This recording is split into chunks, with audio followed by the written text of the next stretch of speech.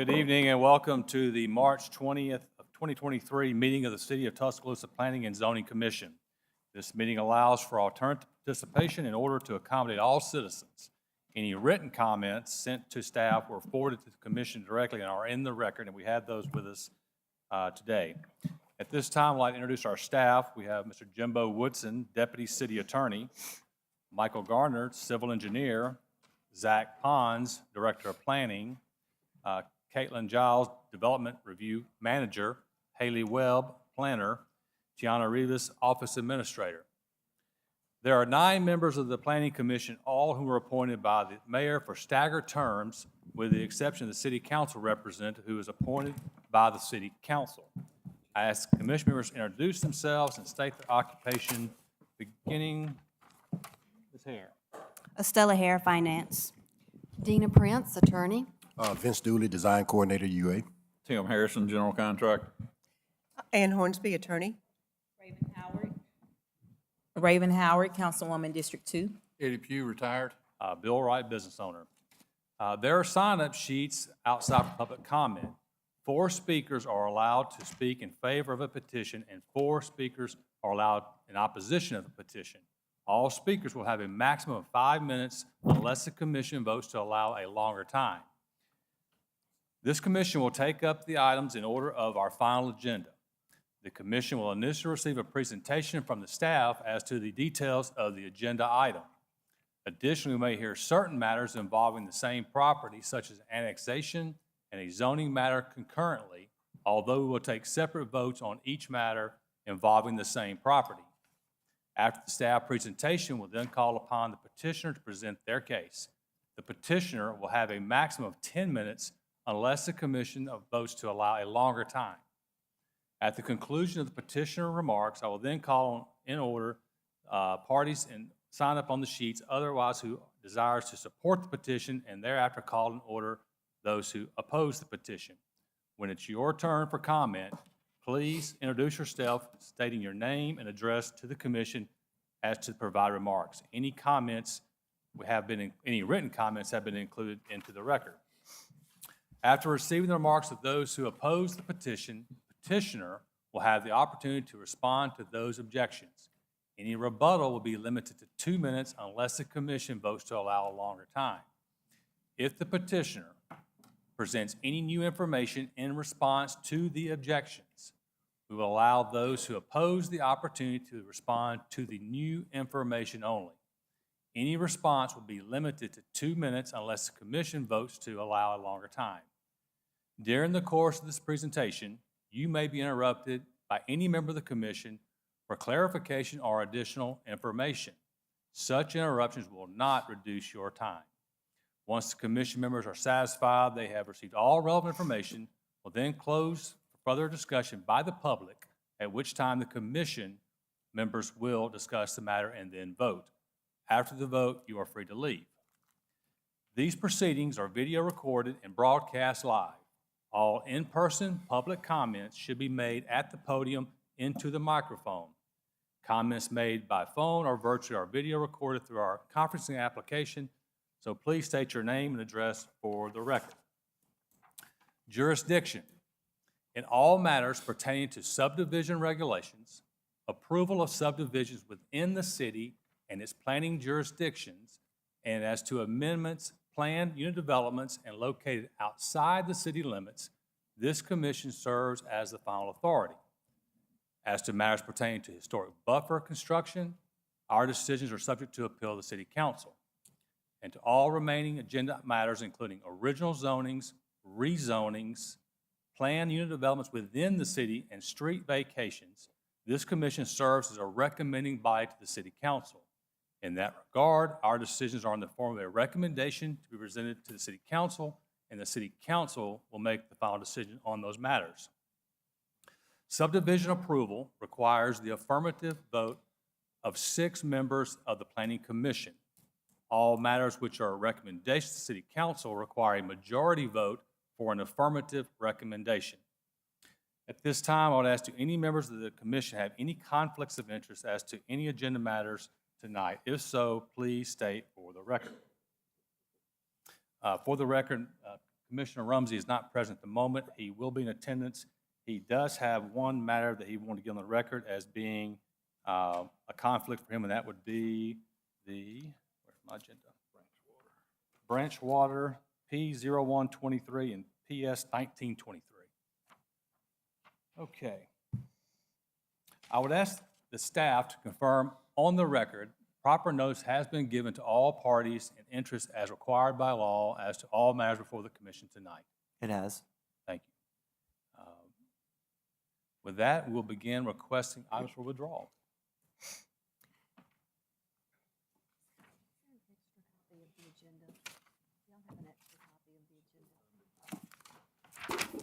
Good eve- Good eve- Good evening, Commission. Is that not on?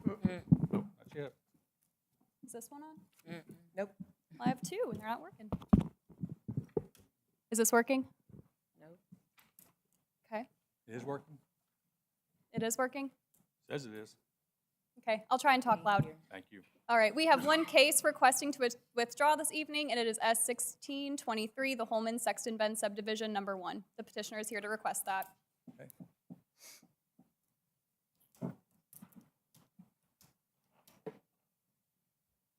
Good evening, Commission. I'm Jimmy Duncan with Duncan Coker Associates, here tonight to request withdrawal of this case, please.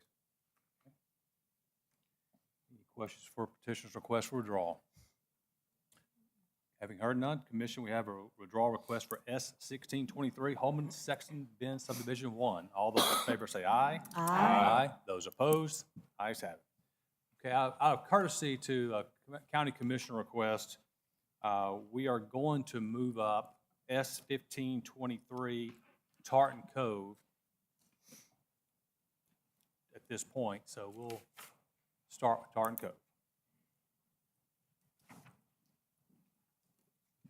All right, Commission, beginning with S1523 under our preliminary plats, we'll begin with Tartan Cove.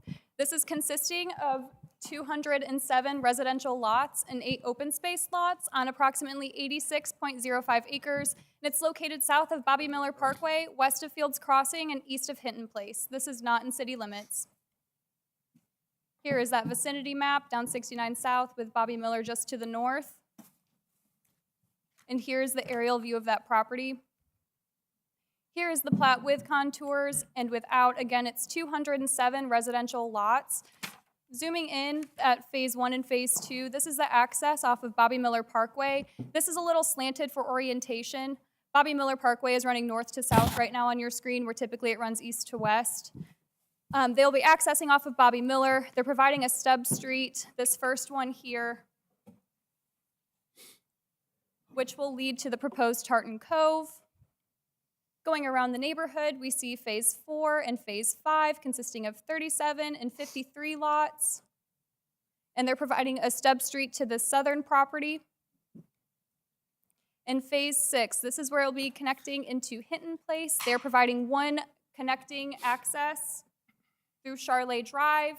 They're proposing to cul-de-sac Jersey Drive and give a hammerhead turnaround at Haymarket Lane. The variance requests this evening are for minimum lot size and minimum lot width. On the screen are what they're required and what they're proposing, as well as the lots in question for those variances. We did receive 27 letters in opposition to the subdivision. Do you have any questions for staff? Engineering back on these variance requests. Engineering has no issues with the request of the reduction in lot size. Thank you. Okay, petitioner.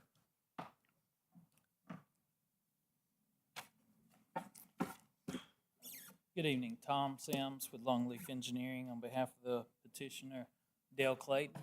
I'm at 432 65th Street, Tuscaloosa. This subdivision, Tartan Cove, is one that was approved last year with action.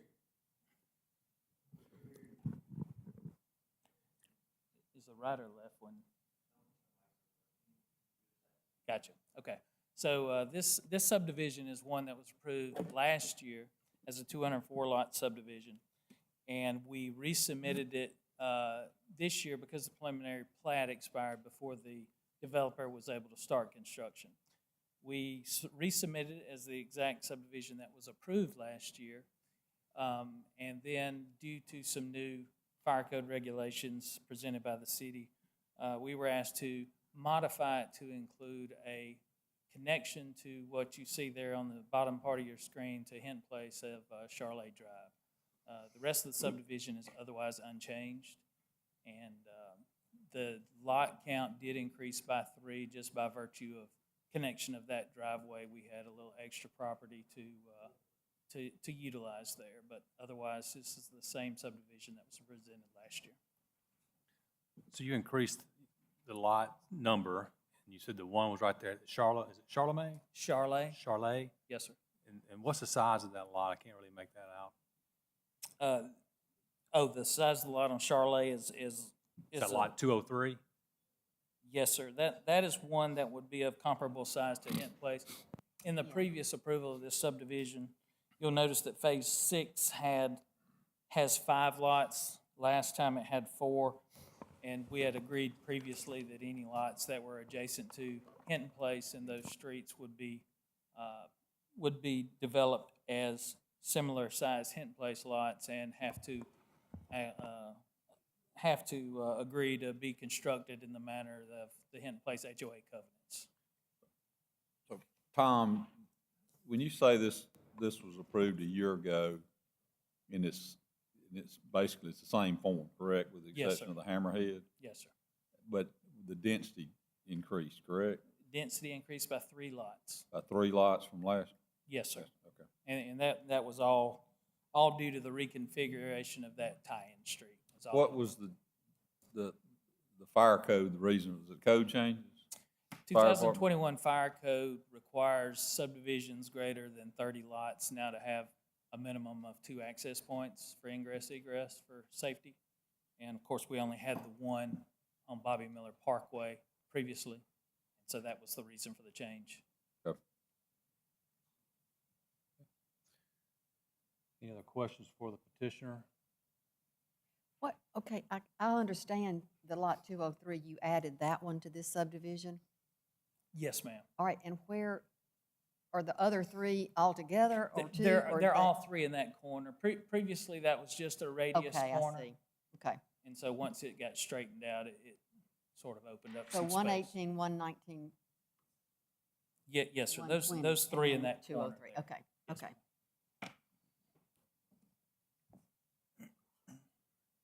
Yeah, and that one right there. That one is bigger because it butts up to Hinton Place. Any other questions for petitioner? Obviously, guys, people want to speak against her. Okay, out of respect and courtesy to the county commissioner, Mr. Nelson, we're going to allow him to speak first, and then we'll then call upon the 4 who have signed up to speak on behalf. Mr. Chairman, thank you for that. I wasn't aware this was here, and I've got a conflict, and so I appreciate, they seem to be working now, at least the way I talk. Anyway, I appreciate the deference in allowing me to do that. I know you've got a busy schedule, so thank you for that. Just wanted to, we were, before this group, thank you. This may be stereo now, I don't know if you really want that, but about in March of last year, I believe it was, we were still on the COVID restrictions. I know I appeared electronically. To the Haven Ridge subdivision, which is down Bobby Miller, we had the same exact issue there. We have Hinton Place with no sidewalks, totally different type development from that regard. People walking, riding bikes, kids everywhere in the road because there is no sidewalk or anything. And then we're connecting a dense subdivision to that. It has sidewalks, but then we're increasing the traffic flow into a subdivision that is really not designed. It wasn't planned that way. Certainly things have changed since then. So, you know, I understand the code change. When this came to the commission, we approved this with a waiver to the setback. I thought we were done. It was only last week that I was made aware that all of a sudden we have now swapped. We're trying to make this connectivity happen through Hinton Place. And it would not come back to the commission because apparently there are no waivers being requested from the commission. So in that case, it doesn't come back to us. So it kind of outlines what I see as a kind of a systemic issue that we have with these PJ things. And, you know, I've talked about it, and I know I've mentioned to other people, about a conversation at some time about a better way to coordinate this stuff, because it doesn't seem that that happens, and so here I stand before you today at the last minute with this, you know, with this problem, so I apologize for that. But I understand why they may have to do that. My problem is they can access Bobby Miller back on the front side of that and have their second exit if they want to do. This is not about me being concerned about the profitability of their development. If the fire code demands that second entrance, which I'll take somebody's word that it does, that wasn't an issue back when we looked at Haven Ridge. It was an issue when this was approved before. So all of a sudden now it's become an issue based on the fact that the petitioner allowed so much time to elapse that the code has changed. So to me, I don't think that the people and the families of Hinton Place should suffer because they allowed that to happen. So my request for you is if they have to have an access, have them come back and give a presentation with an access in place. You know, we went through this whole thing before, how Hinton Place was developed, what the expectations were for those people, that these were going to be other phases of a similar development. And when I say similar, I'm not trying to talk about the type people, or I'm trying to say that, you know, again, sidewalks, no sidewalks, it was just a whole different idea that was going on then. And what you're going to hear tonight from everybody that's here is that same worry. And it's that we're going to have a lot more traffic, a lot more issues. This is, if you want to make the drive from where that hook in would come out to Highway 69, I doubt the fire truck would want to make that drive. Granted, I understand if there's no other way in. I don't want to temporary anything there. To me, let the developer come up with another way to have their safety. If it affects their lot size, if it affects their development overall size, so be it. You know, I'm here tonight looking at people that have got significant investments, not only in homes, but in families. And if you ride through Hinton Place, especially now the time has changed and the days are long, you see lots of people in the road and you see a lot of traffic.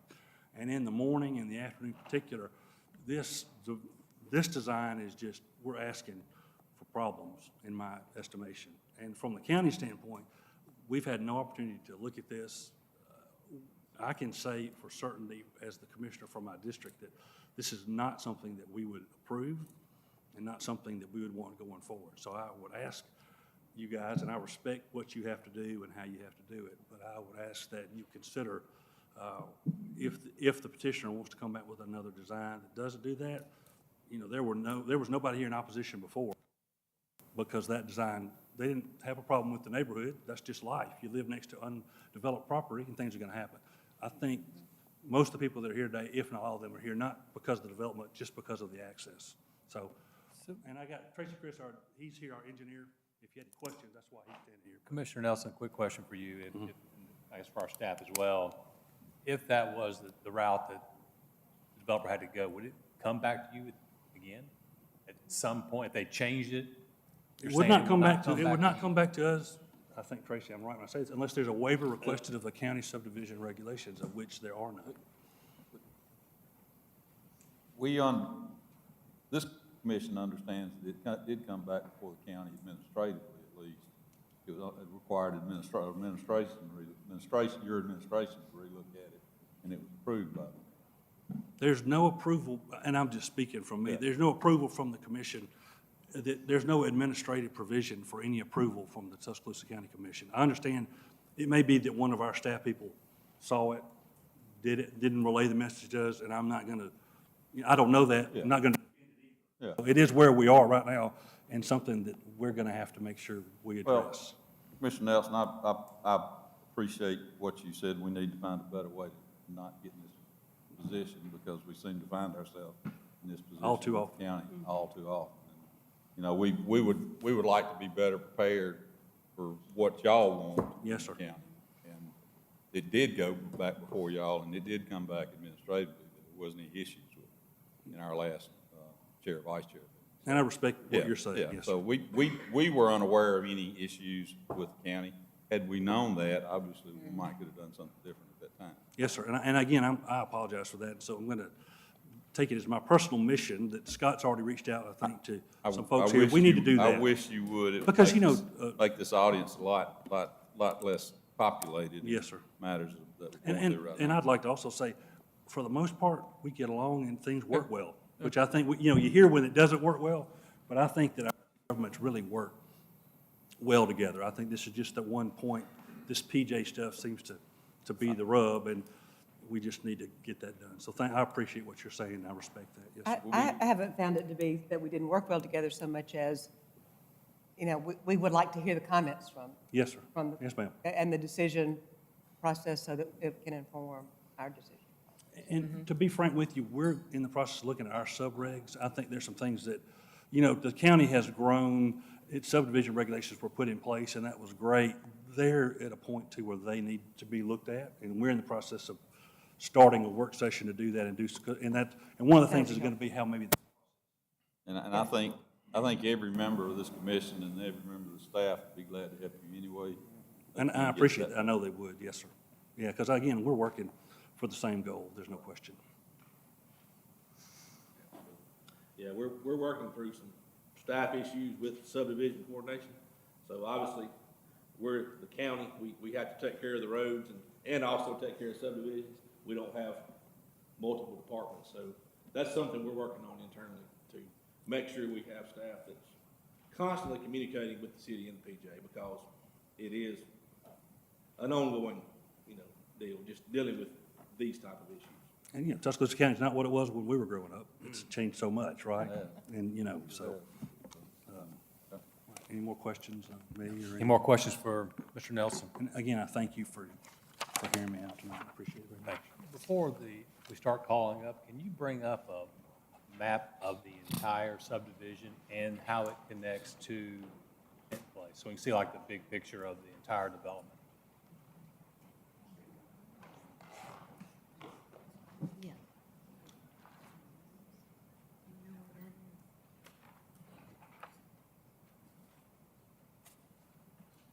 It might take a second if you wanted to bring up some more people to comment.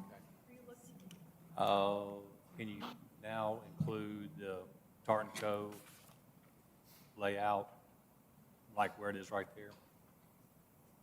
Okay, you want to go ahead and? Yeah, we'll pull it up. We'll try and get it. Again, we are under new procedures where we are limiting the number of people. Hopefully, we'll have a coordinated effort from those who are in petitioning against. Mr. Chairman, first person signed up is Mr. Ray Ward.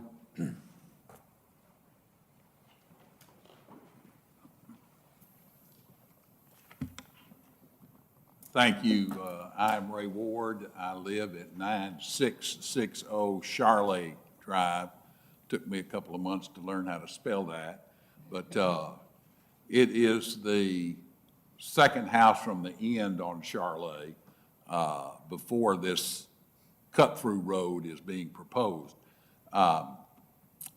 Little history for me, my wife Dee and I, we lived in Woodland Forest for about 30-plus years. Wonderful subdivision, and raised our children there. When they all grew up and left the house, got married, we decided it was about time to go find another place to live. Either that or we were going to have to, after 4 kids in the neighborhood, we had to either rebuild the house or find somewhere else to go. So we went looking, and one of the places that was suggested to us was Hinton Place. I was familiar with Hinton Place, but they had told me there was a new section being developed in Hinton Place, Section 14. So we went and found it. And when we first got there, it was on Sunday afternoon, when you enter Hinton Place and you get to that backside, you come down Haymarket Drive, and you get to Charlotte and you had to turn left. There was 2 houses at that intersection, so to speak. Both of them were 2-story. My wife had knee replacement. We were not in a position to buy a 2-story home, so we were looking for a 1-story home. So we go down to the end of the street, and there was one house near the end on the right that was 1-story, but it had already been sold. The other house was the second one from the end on the left. It was for sale. It happened to have a floor plan that we loved, and one thing led to another, and we purchased that house. In other words, we were really the last house on the road and the first ones there. One of the reasons, or several of the reasons that we loved it at that point is it was at the end of Charlotte Drive. In fact, there was a cul-de-sac circle at the end of Charlotte Drive that was used as a turnaround for cars that would come down, visit or whatever, and turn around. That was the end of the road. Behind our house was beautiful woods. At the end of Charlotte, beautiful woods. So we fell in love with the privacy of the subdivision, the fact that the road was ended there. We had grandchildren by that time on the way, so we had grandchildren coming. Again, you've heard this before. I think Mr. Commissioner Nelson, and I appreciate him coming tonight, had pointed out to you previously, and you'll hear, Hinton Place does not have, was not planned to have sidewalks. They have fairly wide streets, and all of us that live out there use those streets just like sidewalks. And particularly where we bought, where Dee and I bought, at the end of Charlotte, there was no traffic. I mean, absolutely none. The only traffic I had to worry about was my next door neighbor, the last house in the subdivision, who would pull out of his driveway. And other than that, our grandchildren played in that street. We walked in that street. They rode their bikes in that street, their skateboards, their little electric cars, and we had no worries, no problems, no concern. We built a swimming pool, and you can imagine we've had, for the 16, almost 17 years we've been there, how many wonderful times we've had with all of our children and our grandchildren, and being in a subdivision and in a place that was unique. You don't find the end of the road unless you really go looking for it. And we had found it. And so we made a decision. We looked real hard in 35406. And we came very close to going over there after we were leaving the park. But we found this particular subdivision, this development, this house, in a situation where we felt like we can live there till we live no more. And so we did. We invested in it, and we have enjoyed that privacy. We have enjoyed the safety that the design of that neighborhood gave us, gave our grandchildren. And then as Mr. Chair, just in respect to time, 5 minutes is up. We were, I was up. May I have 15 seconds? 15, yes, sir. I'm concerned because the value of my house, you run that road through there with all those other houses, the value of my property is going to drop. I oppose this very much and appreciate you so much. Thank you. Thank you, Mr. Ward. Appreciate it. Mr. Chairman, the next person signed up is Plachette Montgomery.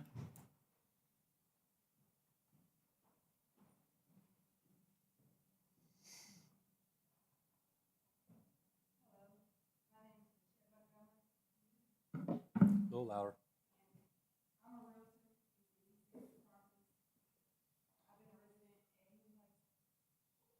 I think it's, Hang on one second. it's gone back out. Yeah, we can't pick her up.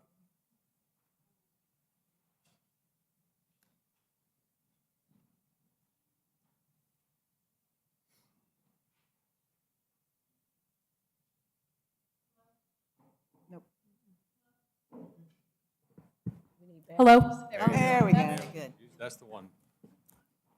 Start over again. Put your name and address for the record, please. Hello. My name is Plachette Montgomery. I'm a realtor with the Elite Signature Properties.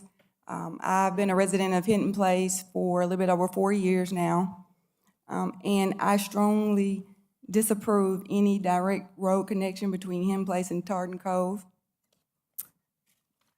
I, for one, oppose the connection because of my concerns with the devaluation of our property value due to an increased volume of traffic from Tartan Cove through Hinton Place. Adding an additional 200 to 400 cars traveling through our community and the increased foot traffic, I believe, would increase or could increase criminal behavior, such as vandalism, burglary. The increased traffic could also be detrimental to the safety of our neighborhood, being that we do not currently have speed bumps or sidewalks, as you guys have heard before. For the record, and based on the key points that I have shared with the commissioners this evening, I oppose the proposed direct road connection between Hinton Place and Tartan Cove neighborhood. Thank you again to the commissioners for your time, efforts, and consideration of this matter. Thank you. Mr. Chairman, the next person signed up is Pastor David Evans.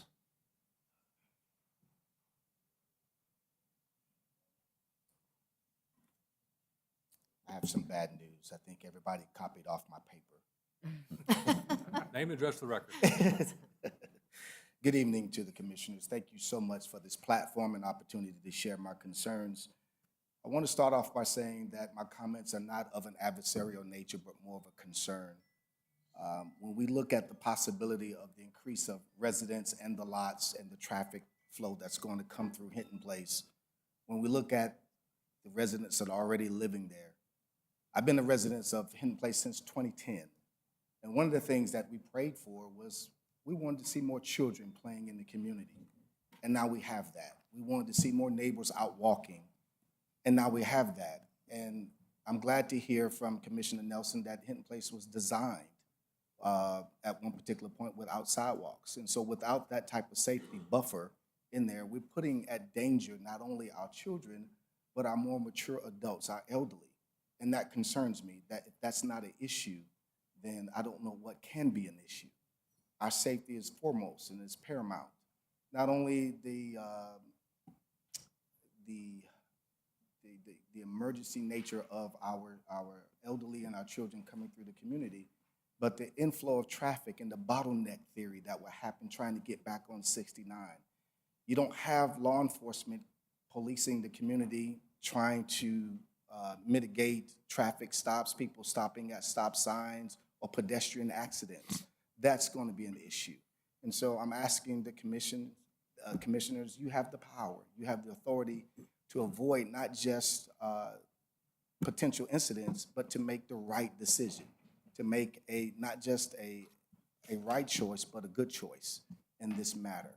And so as we get ready to move forward in this, I'm asking that put yourself in our shoes. Would you want your children out there playing with the increase of traffic? Would you want your parents out there walking and not knowing what type of traffic flow will come through there? Access and thoroughfare is two different things. I hear access, but what that sounds like is thoroughfare, having people flowing through there at all times. If we're asking for access, maybe we need to look at the development of it again. And please, hear our hearts on this and do what we think is right concerning the safety of our community. Thank you so much for the time, and I strongly disagree with the access road. Pastor, I got one question for you. I've heard now a couple of times mention that you're worried about the traffic flow. The reason I want this bigger picture to get an understanding, and I've traveled through Hinton Place a couple of times, you got to navigate it. It's not an easy, just looking at the map here, it's pretty, I would say, broken up thoroughfare. What, and where this development is proposed, and with the connectors that were there previously, I'm sitting there going like, I'm curious if maybe the Hinton Place people would not access through Tartan Cove potentially because access to Bobby Miller and getting out to 69 would be easier that way. So yeah, why would it possibly be a possibility that y'all would use it more? That's an easy answer. You're asking us about exiting to Bobby Miller Center, but we're talking about entering into our place of residence that causes the hazard. Going to Bobby Miller Center is not the safety issue. It's what's going to be potentially coming through our neighborhood is it's the safety. You're saying coming from Bobby Miller through From Tartan Cove? Tarkov, yes, sir, coming back in our way. Yes, sir. Okay. I just wanted to better understand what the concern was. Yeah. I heard someone say about traffic coming through. I'm going like, again, I would think in some cases, even Hinton Place would use access, like I was saying, out to Bobby It Miller. would But create that's just, it'll create a bottleneck theory coming back around and trying to get back in through. okay. Thank you. Next person on the list is Jeffrey Richetto.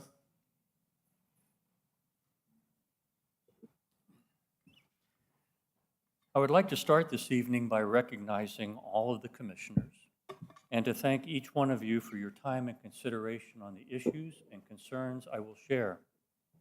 My name is Jeffrey Ricchetto. I serve as the Vice President of Hinton Place HOA. I am a resident of Hinton Place since 1988 and a retired professor of urban planning and geoeconomics. I've conducted research and have taught city planning courses for over 38 years at the University of Alabama. For the record, I strongly disapprove any direct connection between Hinton Place and Tartan Cove neighborhoods. 2 years ago, Hinton Place homeowners conveyed our concerns to this commission and submitted signed petitions of disapproval of any direct road connection from Hinton Place to then 3 proposed adjacent residential subdivisions. Let me restate these negative impacts and unnecessary risks as they now relate to the proposed direct road connection between Hinton Place and Tartan Cove. First, decreased monetary value in property and home. Second, increased risk and frequency of accidents involving our children, youth, and mature adults who play, who ride their bikes, who walk on the roads because, as been told, we have no sidewalks, we have no dedicated green space, we have no walking trails. Number 3, increased risk of crime involving vandalism and burglaries. Number 4, increased risk of accidents and legal liability to homeowners due to unauthorized trespassing, use of the 2 ponds in Hinton Place. And 5, decreased governance and property management responsibilities of Hinton Place's HOA. All of these costs and risks will be imposed on Hinton Place due to the increased Tartan Cove traffic moving through Hinton Place. These cost and risk issues for Hinton Place residents are even more important due to the proposed Tartan Cove build-out plans and connection to Hinton Place. Please let me explain. The proposed Tartan Cove plan includes 207 housing units that will generate nearly 400 cars. With the existing and future traffic flow onto Bobby Miller Parkway, we expect 250 additional cars to drive through our neighborhood daily. That is a 60% increase in traffic flow. There is a significant demographic characteristic to be considered and added to these costs and risks that I have already presented. Hinton Place continues to become a more diversified neighborhood of homeowners across both race and ethnicity, including African American, Asian, Korean, Indian, Philippine, and Caucasian. 55% of the homeowners, specifically on Charlet Drive, and in Section 14 are people of color and minority, and live in the most expensive homes, from $500,000 on up on 1+ acre lots.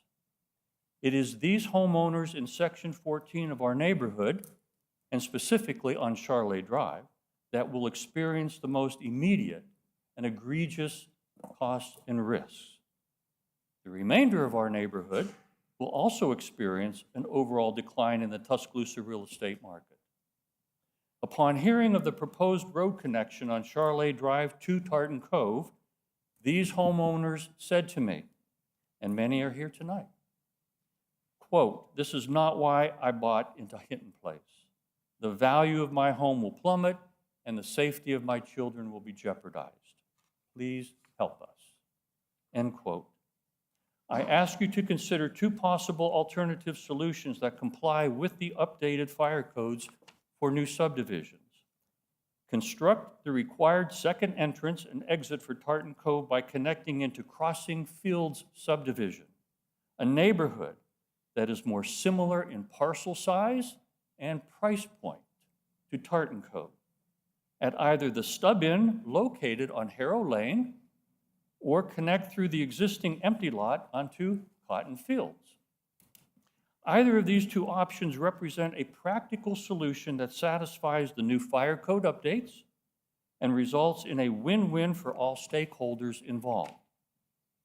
To close, as Hidden Place neighbors, we thank you for hearing our concerns. Thank you. Mr. Chairman, that's it. Okay, at this point, we'll allow the petitioner to come forward and address any of the items that he feels need to be addressed. Yes, sir. I won't take much time. I'd just like to point out a couple of things. I'm very understanding of the neighborhood's concerns about, additional housing next door, and everyone has the same concerns with every new development. I mean, the city as a whole experiences increased traffic when we have more homes. They experience increased crime just by population density. I mean, these are numbers that can be, defended on any piece of development that is put forth in the city. I will say that we have explored previously other options for the compliance with the fire code, and there's not really viable options. Mr. Ricchetto mentioned there, and tying to Fields Crossing, that's a portion of Big Sandy Creek that comes through there that separates the two. Yeah, I want to. I'm sorry? On the east side of our property line, there's a shared property line there. That's Fields Crossing, yes, ma'am. There's a creek. Connection through. There was two suggestions. Show us those. Yeah, it was, yeah.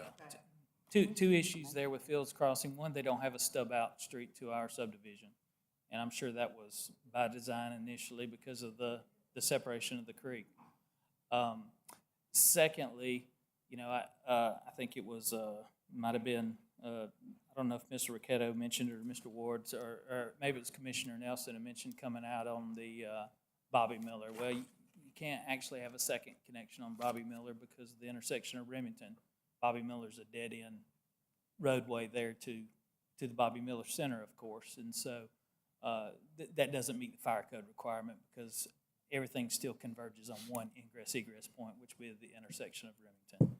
So we have explored those options, and and we had previously, and I made this last point. I actually talked to Mr. Ricchetto several times this past week, and and I made the point to him, and I'll make it to you guys. The developer, we got the last plat approved as it was, and he was fine with that, and he's fine with this plat.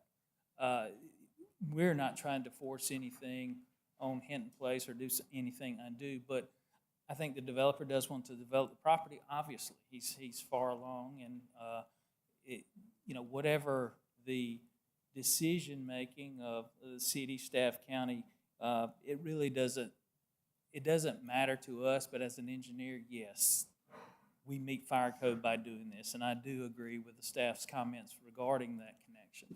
And I've always been a proponent of connecting where stub outs are there. I mean, that's what they were made for. That's what the city has in the standards for. You provide stub outs for future connection. It actually says that in subdivision regulations. And then when we fail to connect to them, we've kind of just thrown those regulations away. But we will defer to whatever decisions you have.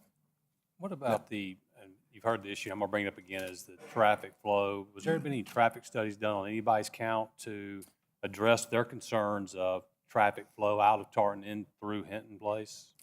I cannot recall the exact verbiage, but yes, there was a traffic study done for this. We performed a traffic study initially for the whole property. If you guys may or may not remember, if you were even on the commission at that time, about 3 or 4 years ago, we did a master plan for the entire what was referred to as the Hinton per year property, which included everything shaded gray on that map that you see there, all the way up to 69, includes Haven Ridge subdivision, includes a parcel there in the northwest corner, the new Parkway Gardens, which is not part of ours, but it was part of the Hinton per your property, all that was included in a master traffic study plan. And, you know, everything we have done and presented conforms to that traffic study and was examined by the city as being, you know, satisfactory. Engineering, that traffic study, did you review that? Was that prior to your? That was prior to my taking this position. So I can't speak directly to that study either. But it, you know, the logic is there with what, you know, Bobby Miller Parkway is. It could support a tremendous volume of traffic. It comes out on 69 at a, you know, signalized intersection. So you feel, what I'm hearing is you feel better that the traffic flow out on Bobby Miller is better than trying to access off of entrance to. Oh, I do. My opinion is the ease of access to Tartan Cove is through Bobby Miller Parkway or down Remington Parkway to Patriot Parkway. Those are the most convenient means of access to get to Highway 69. You got two schools here.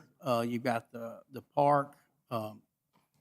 I think that the people that are going to live in Tartan Cove are going to be more apt to use those means of access than to work their way through all the intersections in Hinton Place to come out to an unsignalized intersection. Which is my question too. So it's for a fire truck to navigate through Hinton Places. What you're saying is going to be more difficult. Oh, or could be, absolutely. potentially. Yeah. I You mean, know, 'cause it's for a about- fire truck to reach Haymarket or Charlotte, they've got multiple intersections through Hinton Place to get to. And it's not a or straight shot through there either. You know, you That's got correct, yeah. Some turns as well. Okay. When you were talking about getting back onto 69, I see Bobby Miller, I understand that. And then are you saying if you come out of Tartan Cove and you cross over Bobby Miller into Remington, how does Remington get back out onto 69 at some point? Yes, ma'am. Okay. I just couldn't see based on what we have in front of us. It basically does that right there. Okay. Hey, Tom, can you circle the lots that they're concerned about that are gonna possibly go through their neighborhood? I'm trying to figure out which exact lot. The other map would serve us better. Is there a? Yeah. That's right below. So it's connecting at that, Gotcha. at that dead end? Is that? Yes, sir. That is the connection area. So the area with this, it looks like the blue-green area. Okay, how many lots, there's 200 lots in that phase, or is it, you said the gray area? Go back real quick. All right, so can you circle, because you got This is our proposed subdivision that we're talking about. and that's tonight. 203? 207. This drawing's wrong from what, Yes, sir. This is a preliminary or a master plan that was created prior to us actually designing. okay, so this- show me that road again. It's at the top, it's Charlotte Drive at the top. Okay. Right there. Currently, I heard one of the commenters say that was a cul-de-sac. Is it a cul-de-sac or a stub It's street? just a dead end. Part of the approval. It's not a cul-de-sac? No, sir. Part of the approval process we got when we got the preliminary plat approved for Tartan Cove last year was that the 3 stub streets that you see there in Hinton Place, all just dead end. They were never finished. There were no cul-de-sacs. And if you look closely, we're showing our developer picking up the expense to add cul-de-sacs and turnarounds to each of those 2 lots, or to each of those 2 streets, in addition to the tie-in to Charlotte. Previously, we showed a cul-de-sac at Charlotte as well. Tom, correct, this is the one where the developer, well, we asked the developer to work with Hinton Place, correct, on the cul-de-sac and the hammerhead, because we didn't want Yes, to sir. have all 3 stubs going into the neighborhood. So Yes, sir. it's about the compromise at the time was to say, okay, did the developer Well, this all, he granted land over to be managed by the HOA of Hinton Place, is that right? well, the lots that you see there at Phase 6, those 5 lots, Right. those lots, because they were gonna be on that cul-de-sac street, he said, yeah, those will all be, Hinton Place lots follow their rules, regulations, pay dues, that sort of thing. They would be separate because there was a clear separation between the two subdivisions. The Hinton HOA agree to that? Yes, sir. They accepted that condition? Yes, sir. Okay. So that would those 3 lots plus lot 207 and 203 would fall into the Hinton Place HOA? Yeah, yes, sir. Previously, it was the 4 lots there on the right side of the screen there that were in last year's approval. Okay. And so we added the 1 lot there since we had to make the connection to add a total of 5. When you say the 1 lot, 203? 203. Yes, Yeah, sir. okay. That's it. So y'all been in communication with them regarding? Yes, sir. Okay.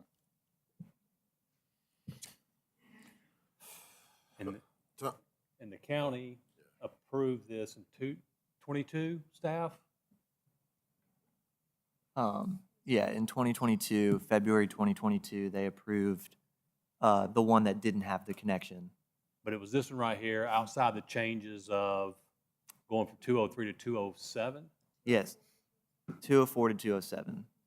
So did they agree to the county has seen changes this that were plat. made They've here? been in contact with us. They come to our vice chair meetings and review these with us, and they have stated that they can administratively approve it, which sounds like Commissioner Nelson has verified that as well. And then they did administratively approve it because there was no additional waivers from the previous approval.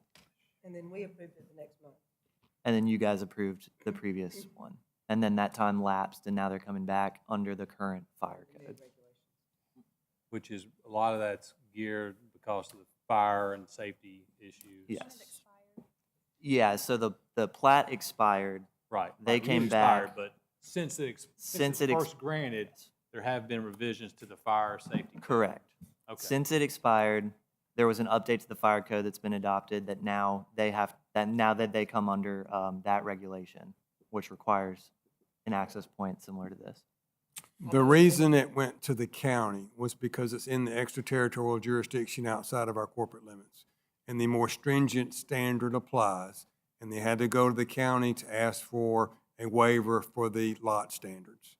Otherwise it wouldn't have had to go to the county at all. So the county's lot standards are more stringent than ours. Correct. And what was that difference? You remember? I don't know. I couldn't tell you the square I think it was specifically related to the setbacks. Setbacks? The setbacks, yeah. So we're following county setback requirements?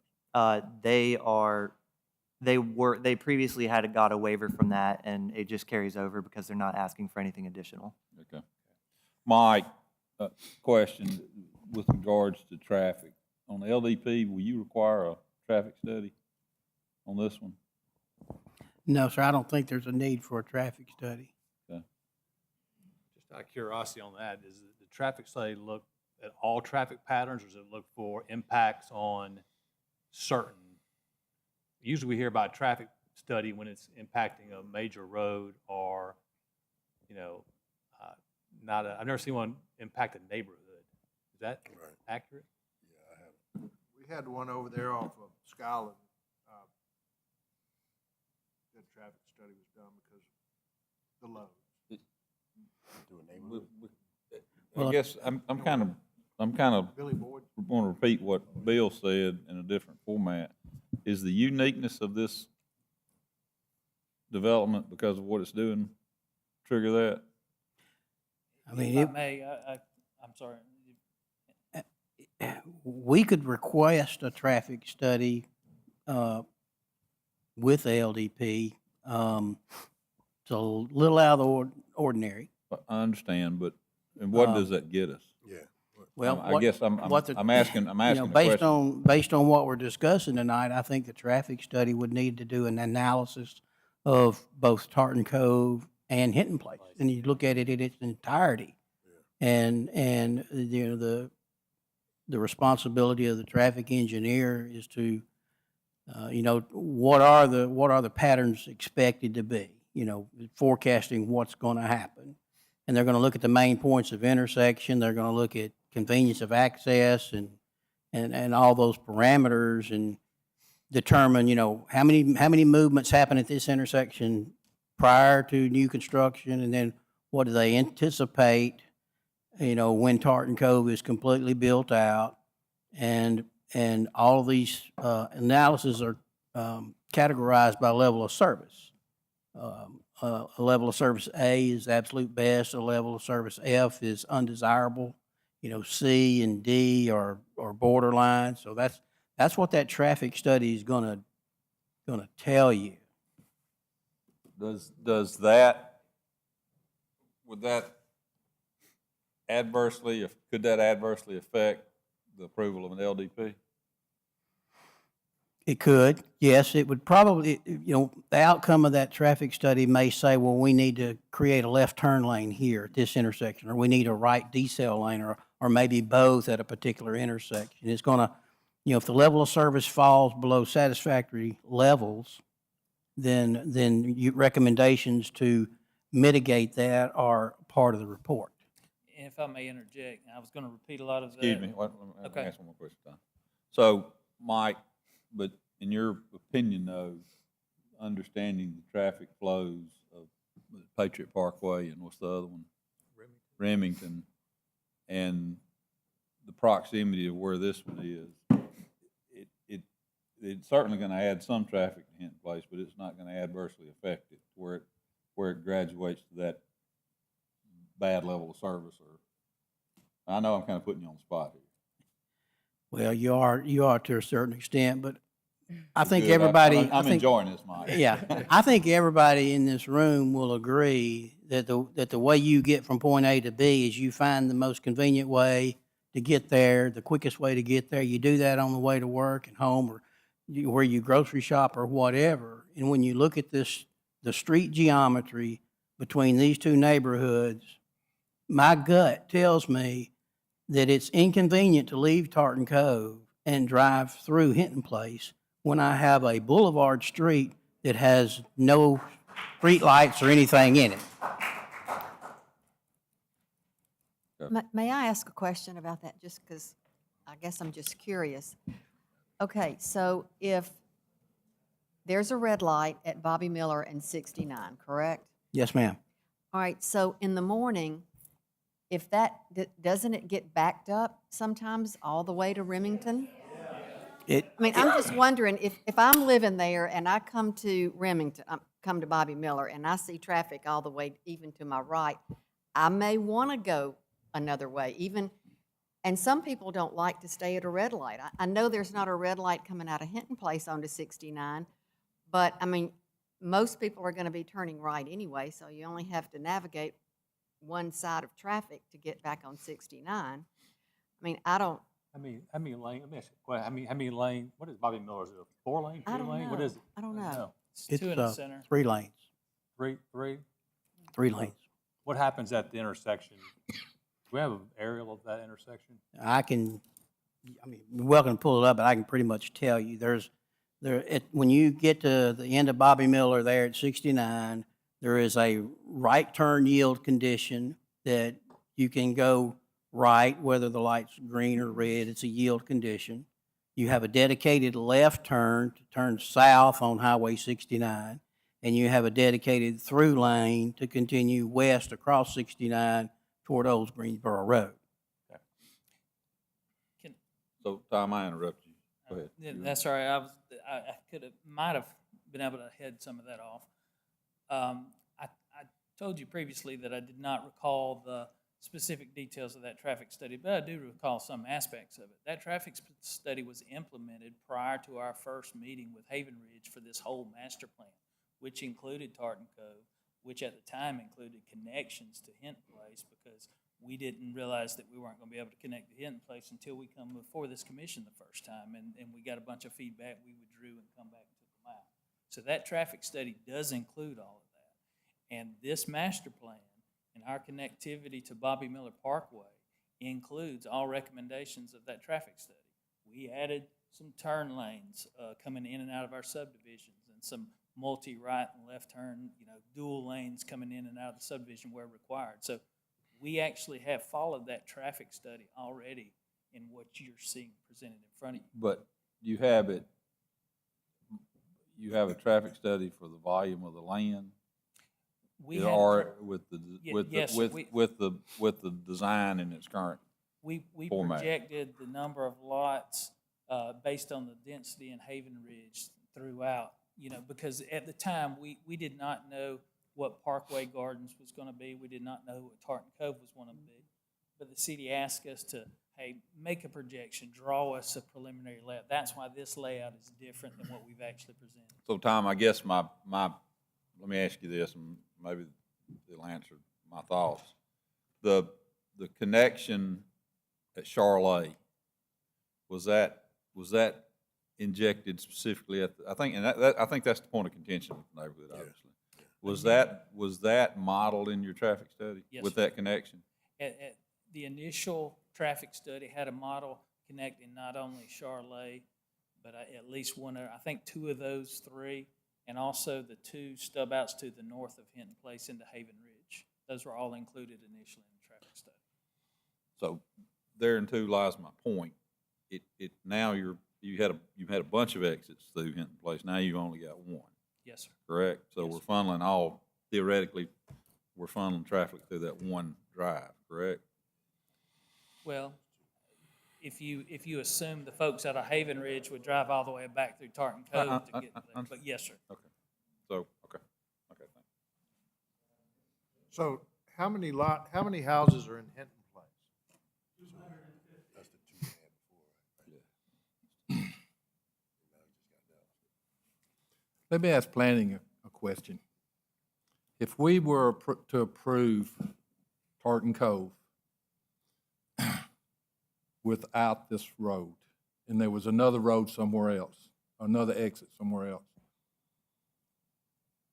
they can build the roads and the infrastructure in this subdivision and build up to, 30 houses before they have to start meeting the second exit? Correct.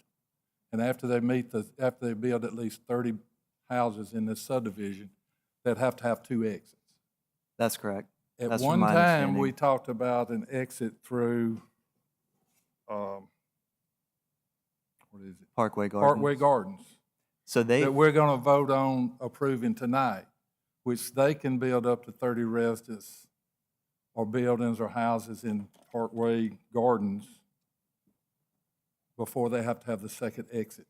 At one time, there was gonna be a road between these two. If we approve it, they could start building both subdivisions and tie together and meet what we're asking them to do. But if they never tie together, then they're gonna have to stop at 30 houses, so they would have to work something out amongst themselves. So from my understanding from fire, because we talked this morning about that specifically, the distance between where that access point is being proposed for both these doesn't meet the requirement that they need in regards to having two entrances and exits, is what my understanding is.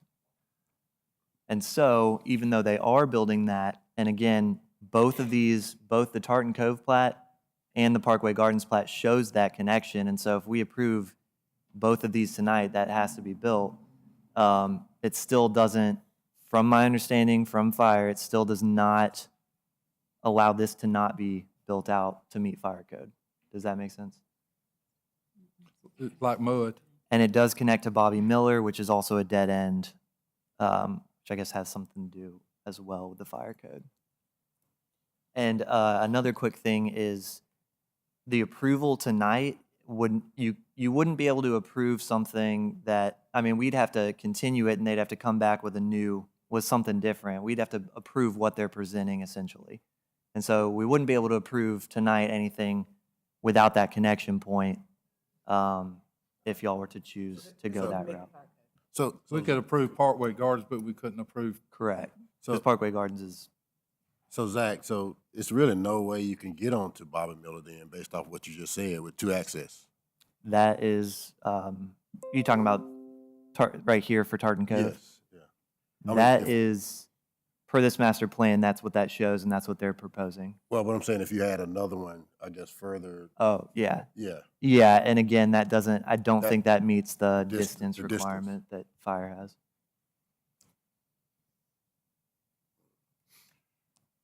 With the waiver on the lot size, How many more lots are you putting in here with that waiver? Like if that waiver,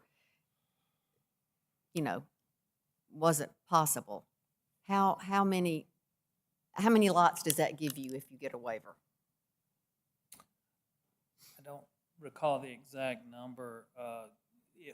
They were reduced from a minimum of 9,000 to 7,800. Now, not all of them are 7,800. Some of them, I don't have the breakdown in front of me, but some of them are greater than 9,000. So I don't know exactly that sort of ratio would be in there somehow as far as the reduction, but I'm not entirely sure of the number.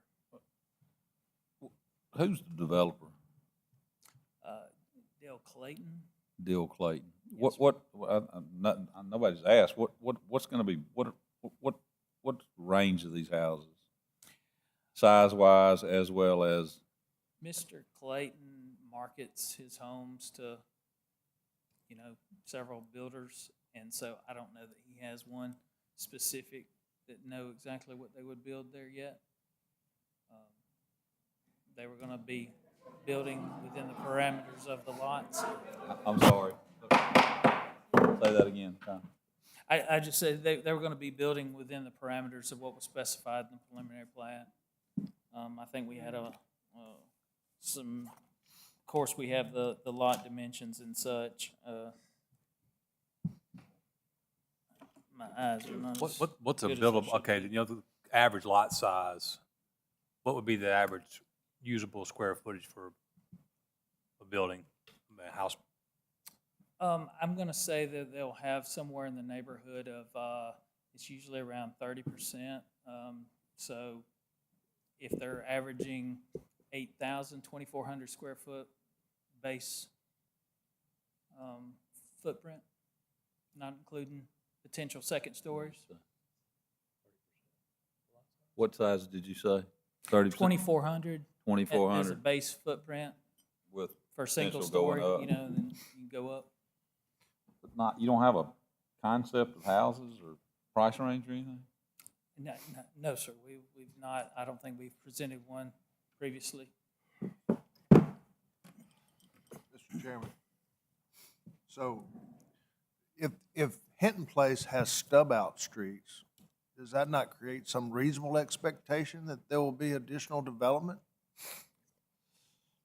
I mean, if you have a stub-out street at the end, if you're on a stub-out street, I mean, did you say that Hinton Place had 14 sections? And so if you lived in 12 and they did number 14, wouldn't you be concerned that the people in 14 are gonna drive by your house? I mean, so if this were Hinton Place people adding on, would it be okay, or would they have to be approved too, I guess?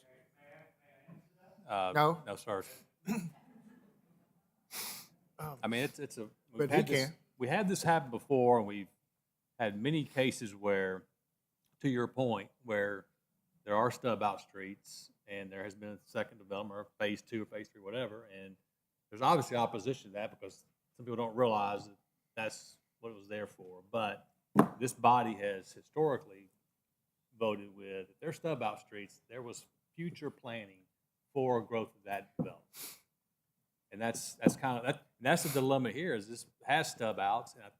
And the other side of that, we have worked with this petitioner and those in opposition for to accommodate the hammerhead and the cul-de-sac, and we came down to having just only one stub out to this development. So we're kind of in an odd spot here.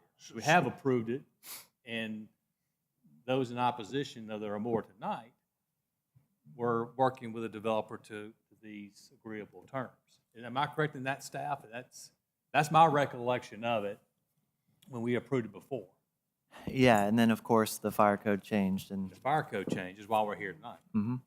But obviously because of that made a change, but we did have an approval of this yeah, and proposal as. But if they had started the work. It didn't before have the the, fire it didn't code have the changed, connecting yes, street. that's right. Originally, it didn't have the street going through Hinton Place.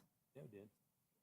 I didn't think But so. you know, again, we got to think of the fire. Didn't The we? fire code didn't change just to make things harder to be built. They changed for a reason, and that reason is to allow for for But additional access. we had a connector through Hinton Place In in the the- approval, right? I didn't Not think the so. first of time, not the No. first time. Not the Okay. first We time. we agreed to the whole, okay, well, the But- hammerhead and the, But Mr. Sims did work with the Hinton Place, to allow those hammerheads and things like that to really work so that they didn't have to do that. Did we originally have a hammerhead at Charlotte? Yes, that's And correct. now, because of fire code, we had to make the connection. Yes, okay. sir. I knew it. Okay. And, well, back to the fire code, you can't tell me what that distance, I mean, because, we're just taking your word that fireman, what is that distance? So I'm, I work Yeah, in I don't mean, planning. I know, Yeah, Theo, yeah, I yeah. know you're not the fire. Mr. Steins wasn't able to make it tonight, but he was in these meetings. He has reviewed this multiple times. We've discussed it, and that was what this is the result of a lot of conversation with him. I guess my only reason I bring that up is because if there's another, I'm not saying this, but if there's another way to get access on the Bobby Miller, and it does fall in that magical distance, That could be a potential. I don't know. I can't speak I to would that. hate for us not to look at that as a thought, but just by taking the word that it won't work, but that's why I kind of want to. Yeah, know what no, that that's a distance good question. I understand. All right. Thank you. Well, did anyone feel that petitioner brought up any new information that's pertinent to hear from anyone else? I did not. I mean, he was trying to address what I think was his rebuttal to those in opposition. Any other comments? No, sir. Okay. All right, commission we've heard petitioner, we've heard those in opposition, we heard no new relevant information. At this point, we'll close to public input and have a conversation amongst this body on, if you have a comment or a question to staff, we'll take a vote. Well, I have mixed emotions, okay? The developer should have broken ground. If he'd broken ground, he wouldn't be sitting here right now, okay? So, but then, we've got the town's North River has, 600 lots out there and using one entrance? And so this is 400, so it's 50% less, and I don't have any reason looking at the drawing that all these people are gonna go buzzing through Hinton Place. But I've never seen a neighborhood that wanted an adjoining neighborhood.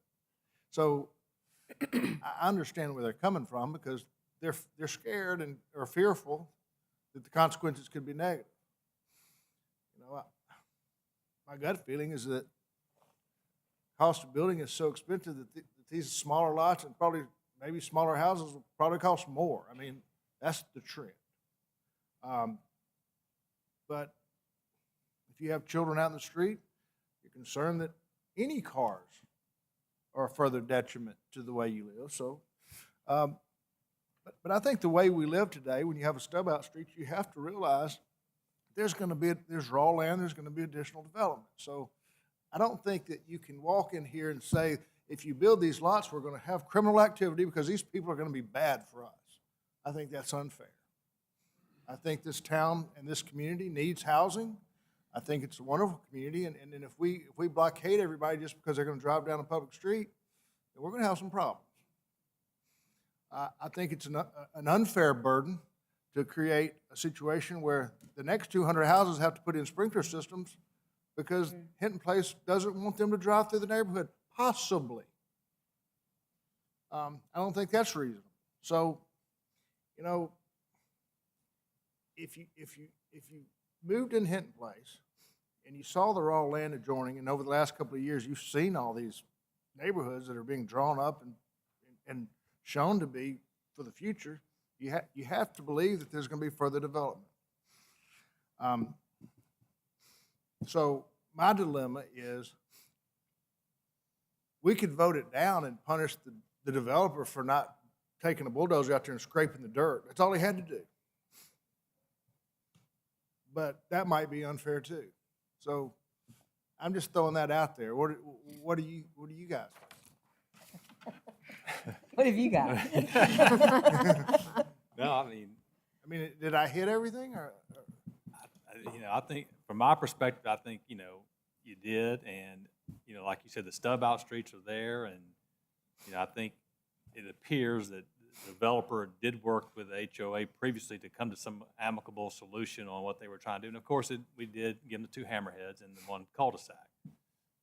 I, like you, I struggle with, unless there's a traffic study that's done by Hinton Place, I agree, I still struggle with, I think more people are going, from Hinton Place, are probably going to use access through Tartan Cove. That's just my opinion. That's my opinion, and I have every right to believe it. Well, so what Dina said was, when the traffic backs up on Bobby Miller, I could see somebody doing exactly what she said. You know what? I'm going to break in line here, and I'm going to drive through Hinton Place. But it's a city street. It's their right. I'm sorry, it's a public street. But it's a public street, yeah. I apologize. It's a public street, it's owned by the taxpayer, so they have that right, just, so. Now, I guess you could have some one-way streets and stop it. I mean, I've seen people put in speed bumps that absolutely, create a situation where people don't want to drive down. And I know you don't like to hear that, Mike, and isn't that what they did over there off of Skyland? I mean, they created such a disincentive, nobody wants to drive down the road.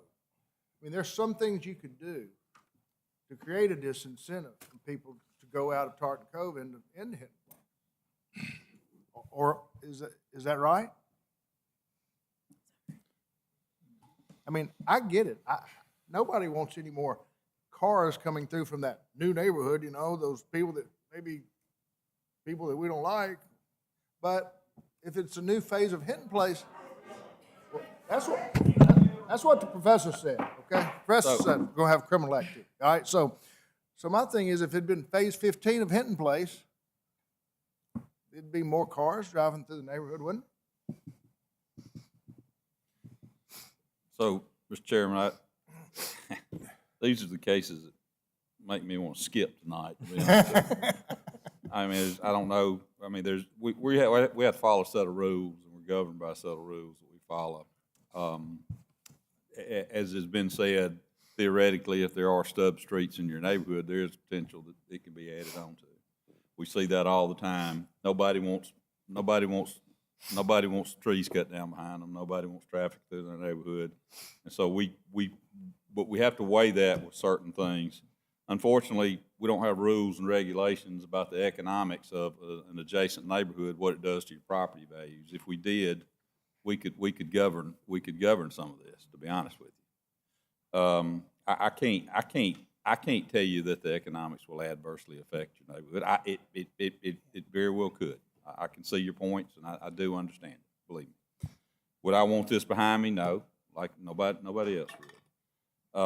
Increased crime, I don't have any data on that, as well as people breaking into your HOA ponds and fishing in your ponds and things like that. I can't control that.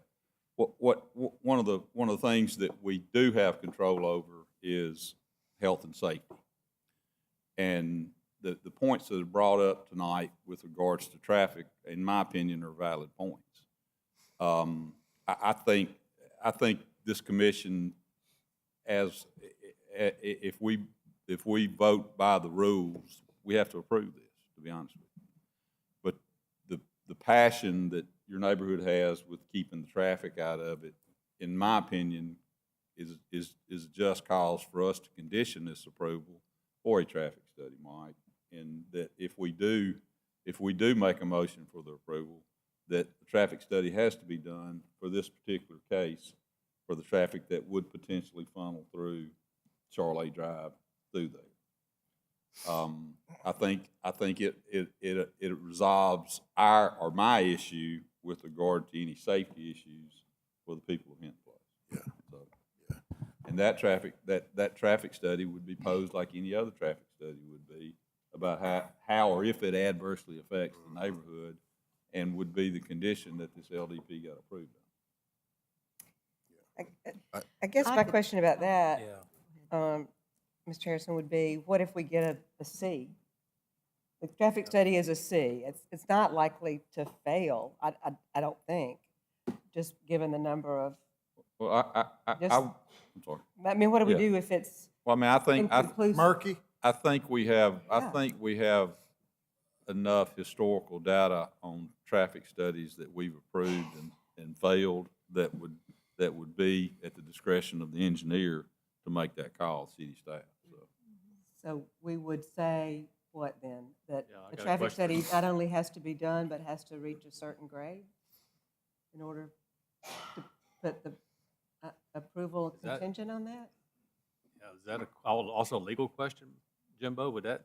That sounds complicated to me. That's gonna be a question for what the engineer's gonna do on the LDP. You could have it come back to you after the completion of a traffic study if the petitioner agrees.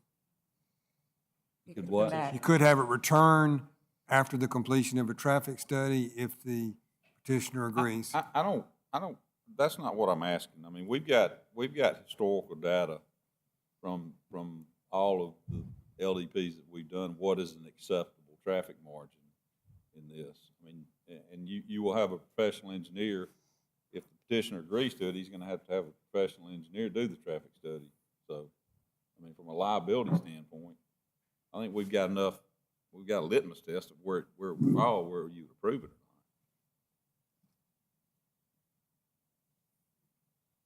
I mean, because to be honest with you, this is one of the things that we follow is health and safety. And if it is a safety concern, had we had this traffic study in this particular case, I wouldn't even be having this conversation. Well, Mr. Chairman, like Ann said, though, we probably need to lay out a litmus test to what, in other words, what level do you, because we could get it, and then we could be in disagreement about what actually impacts who and how much. I don't know that we hamstring the city staff by that, whatever, if it's a 75 or a 74. I mean, we had 74s that passed, we've had 75 that failed based on the conditions. So I think for me, what I'm struggling with is the fact that we have a neighborhood that has wider streets to promote walking, jogging, whatever. And this body, we encourage sidewalks to keep people out of the streets, right?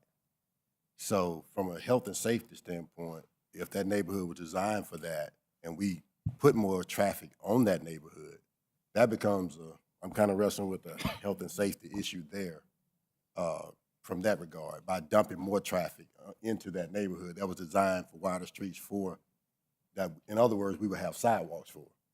So that's kind of where I'm, wrestling with from a health and safety standpoint.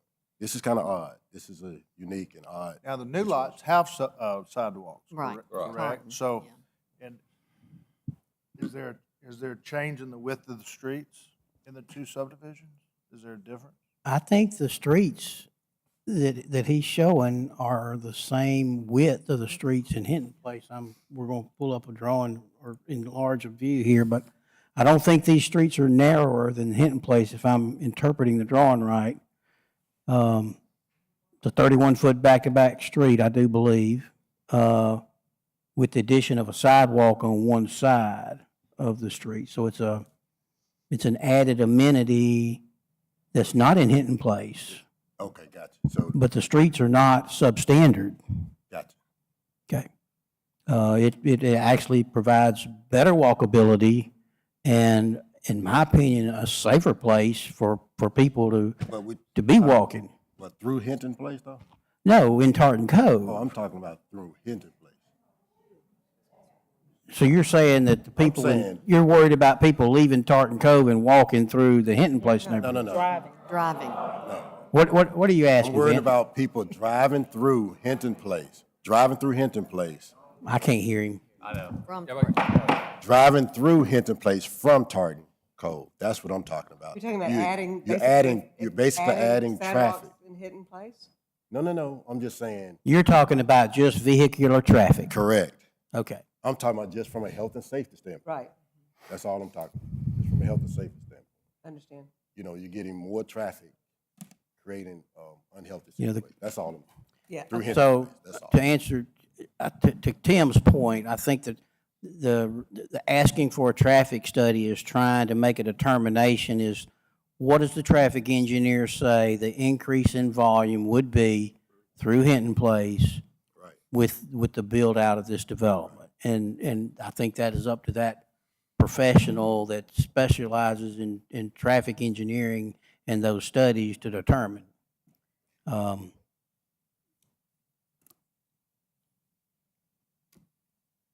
I have no problem with a condition of that being a part of a LDP. It appears that the connection to Charlotte is in a future phase. It's not in phase one. If that traffic study was to determine that it is a negative impact to the traffic, then I think they would give the developer an opportunity to come back and revise that to close it, possibly. Well, I think the real question then becomes, how do we determine that? I mean, they might say one car is an impact. Well, what if it's 50 cars, or what if it's 150? We don't know, and that's where I'm struggling with. What if it worked in the opposite direction? What if what if the traffic study says we have a multitude of cars that are going to leave Hinton Place and come through Tartan Cove because it's easier to get to the elementary school, it's easier to get to Bobby Miller Park, it's easier to get to the high school that way than going out to 69 and going to Patriot Parkway. What do you do then? You pass it because it's not, doesn't adversely affect it. I mean, and it's common sense from my standpoint. I'm not asking for a certain grade to trigger this. I'm asking to resolve these people's fears that the traffic issue is going to. How long does it take to do one? Terribly impactful. Mr. Chairman? I don't know. I'm not. I mean, I would say 45 days, 60 days at the most. One of the things that I know that a traffic engineer is going to want to do is perform this study while school's in. We're looking for the worst-case scenarios that exist today, and then make projections on, what this development will create. And so 45 days, 60 days may be a reasonable time for a study. But it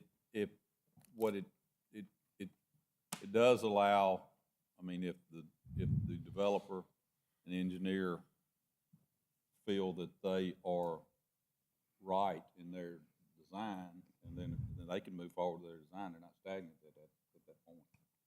That's correct.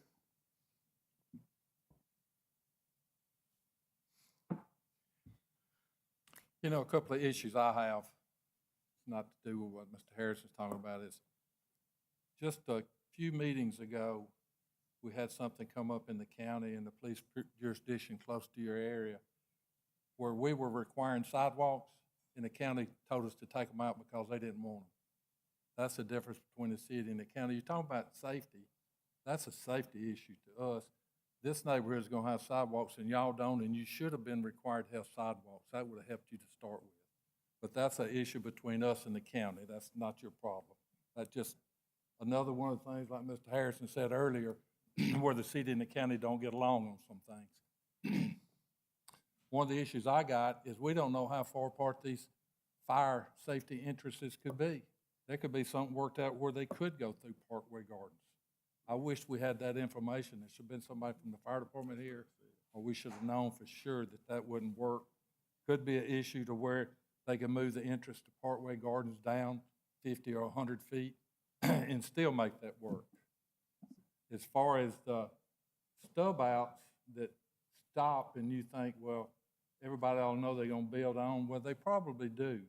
But they're thinking that they're going to build on the Hinton Place, and we're going to have 12 more neighbors from Hinton Place. These aren't Hinton Place neighbors. And even though they're probably good people, just as good as what lives in Hinton Place, they're still not Hinton Place neighborhood. And that's a difference, I grew up in West End. Well, the difference is the that's lot West size End too. neighborhood. That's my brother's the other place over there. difference. Same thing with Woodland Forest and other neighborhoods. All right, so I can see you should look for something to be built, but I don't know that you look for 407 houses to be built on your street, which is what this ends up being, 407 houses potentially coming up this one street. it's how many? Potentially. 207.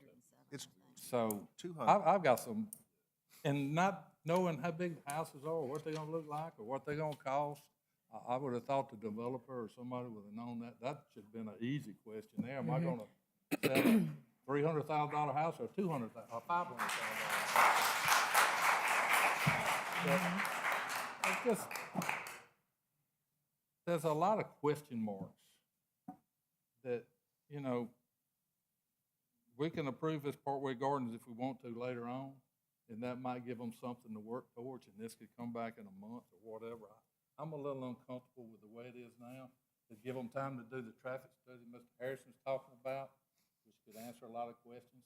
I don't see a lot of people going through Hinton Place, but I don't live there either, so that's easy for me.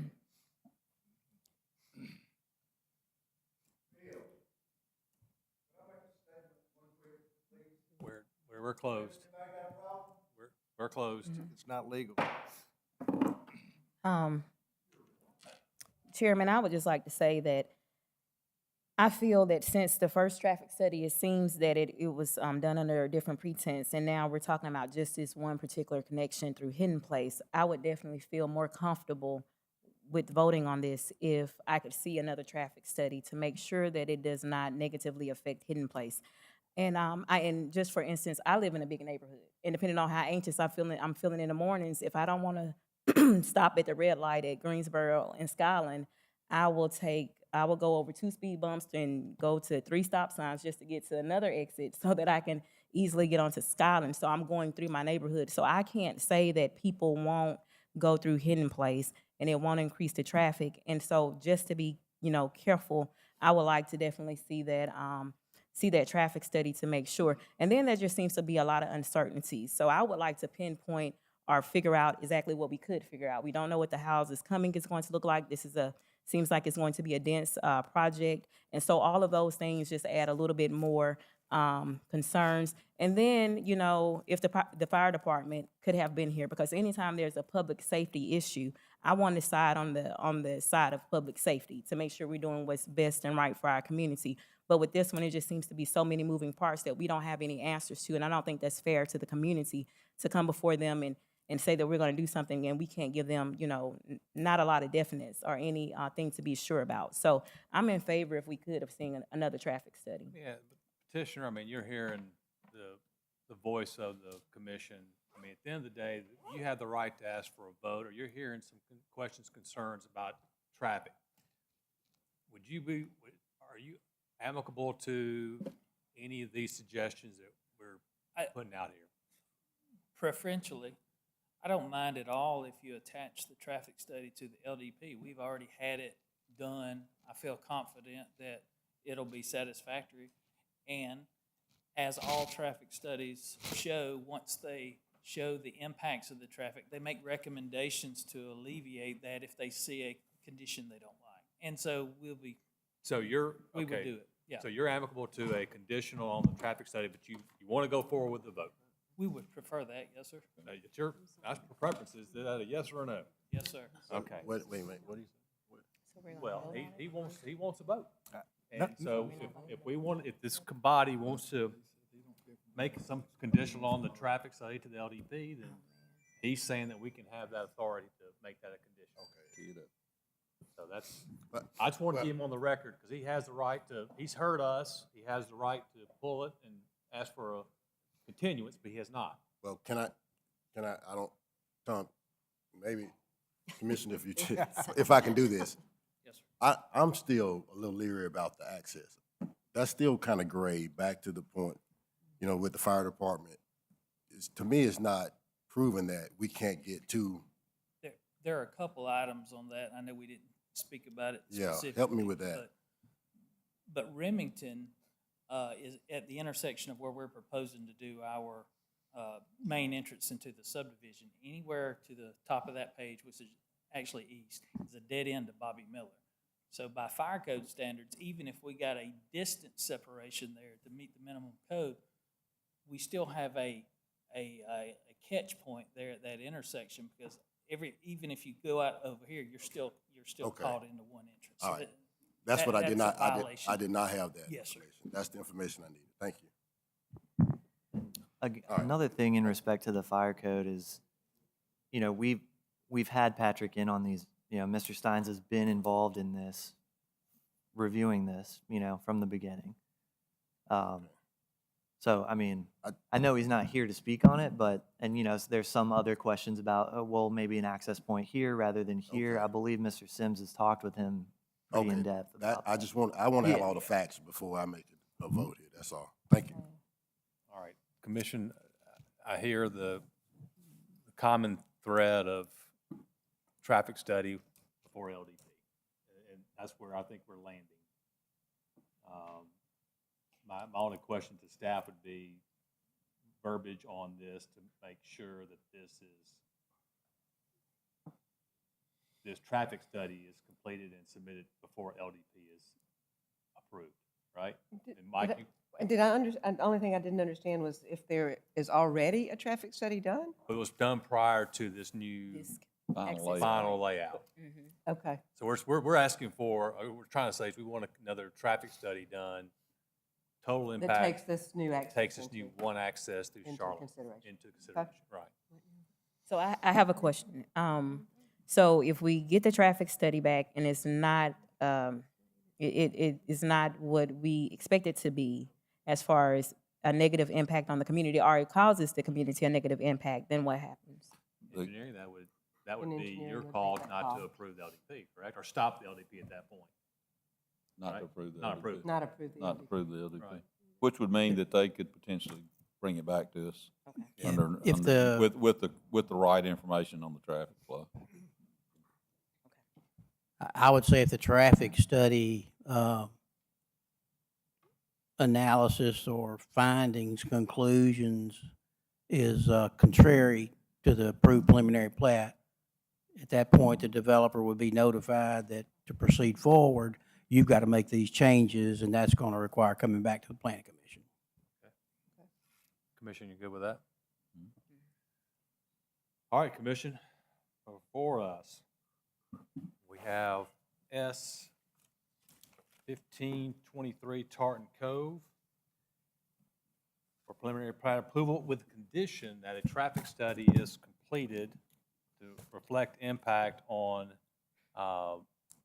Hinton Place and will not, if it does not meet the standards of engineering, that would, again, at that point, be notified to the petitioner that he has to come back before planning commission. Correct? You good with that engineering? Good with that legal? Yes. All right. Yes. So I've got that motion to make. Do I have a motion and a second? Motion to approve. Second. Mr. Rumsey? Yes. No. No. Yes. Yes. Yes. Yes. No. Yes. Not sure where we landed Approved. there. 6 votes for, 3 against. Do we need to say All right. what our no? Thank you. Because We'll now get back into our regular scheduled agenda.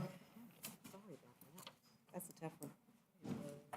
We'll allow a minute for, So if the fire department cannot any access points, so what happens if the negative traffic is negative? Like, can they, are they gonna get time, like, what's gonna happen? Well, I think what they're saying is that they would have to work with. Let me ask you this. yeah. Let me ask you this. If you've got a no vote, don't you? Yield lanes, Okay, gotcha. So they would keep the same access point, they're just gonna have to do something to. Possibly, I don't know, it depends on what. Okay, gotcha. I think what, I was where, that's what I was kind of trying to say earlier, but, Yeah, you know, Tim goes through this LDP process all the time, I don't know what all it involves, but it sounds like it's if they required any changes, okay, we would be, then it would come back. Okay.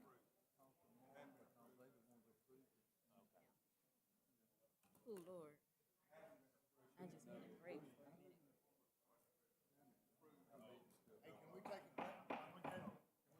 Okay.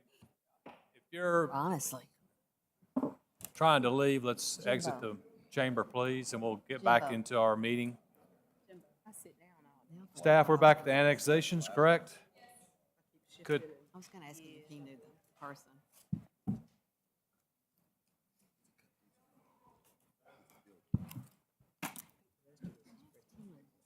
Ms. Webb, continue. Ready on your go.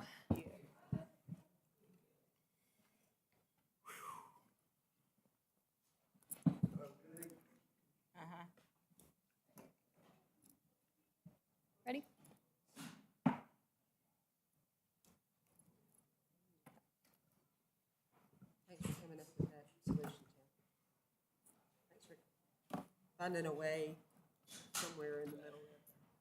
It'd been better if the county had took care of their business. All right, are we ready to get back into the meeting?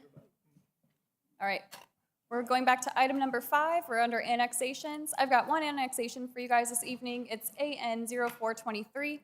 This is to annex approximately 16.2 acres located at 6444 Sanders Ferry Road. Here's the vicinity map. In the yellow highlight are existing city limits. Here's an aerial view of that property. And this was identified as our primary expansion area. This is a residential piece of property, and if annexed in, it'll come in as R1. Here's that future land use character map. This was identified as a flex employment center. And this petition is for the connection of city services. As always, the 8 points of evaluation criteria are outlined as we're reviewing these annexations. And we've reached out to local city departments, and environmental services will be able to provide their services, and we had no issues otherwise. Any questions for staff? All right. Petitioner.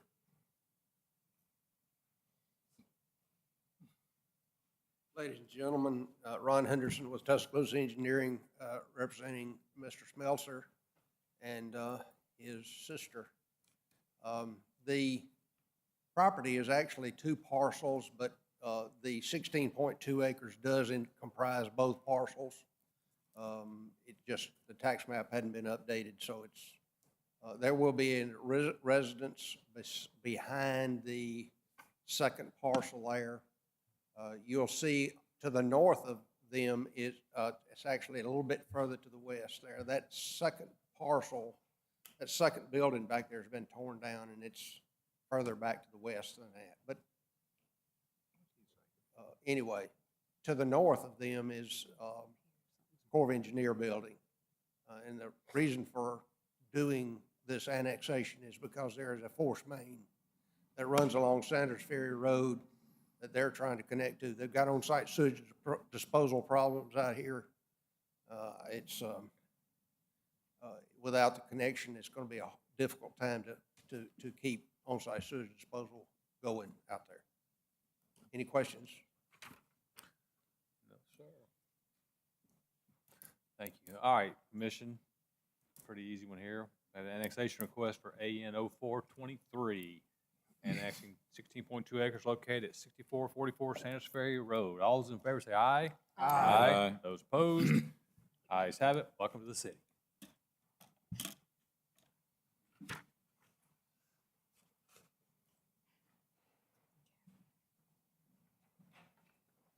All right, Commission, we have one continued case this evening. It's S1423 Parkway Gardens.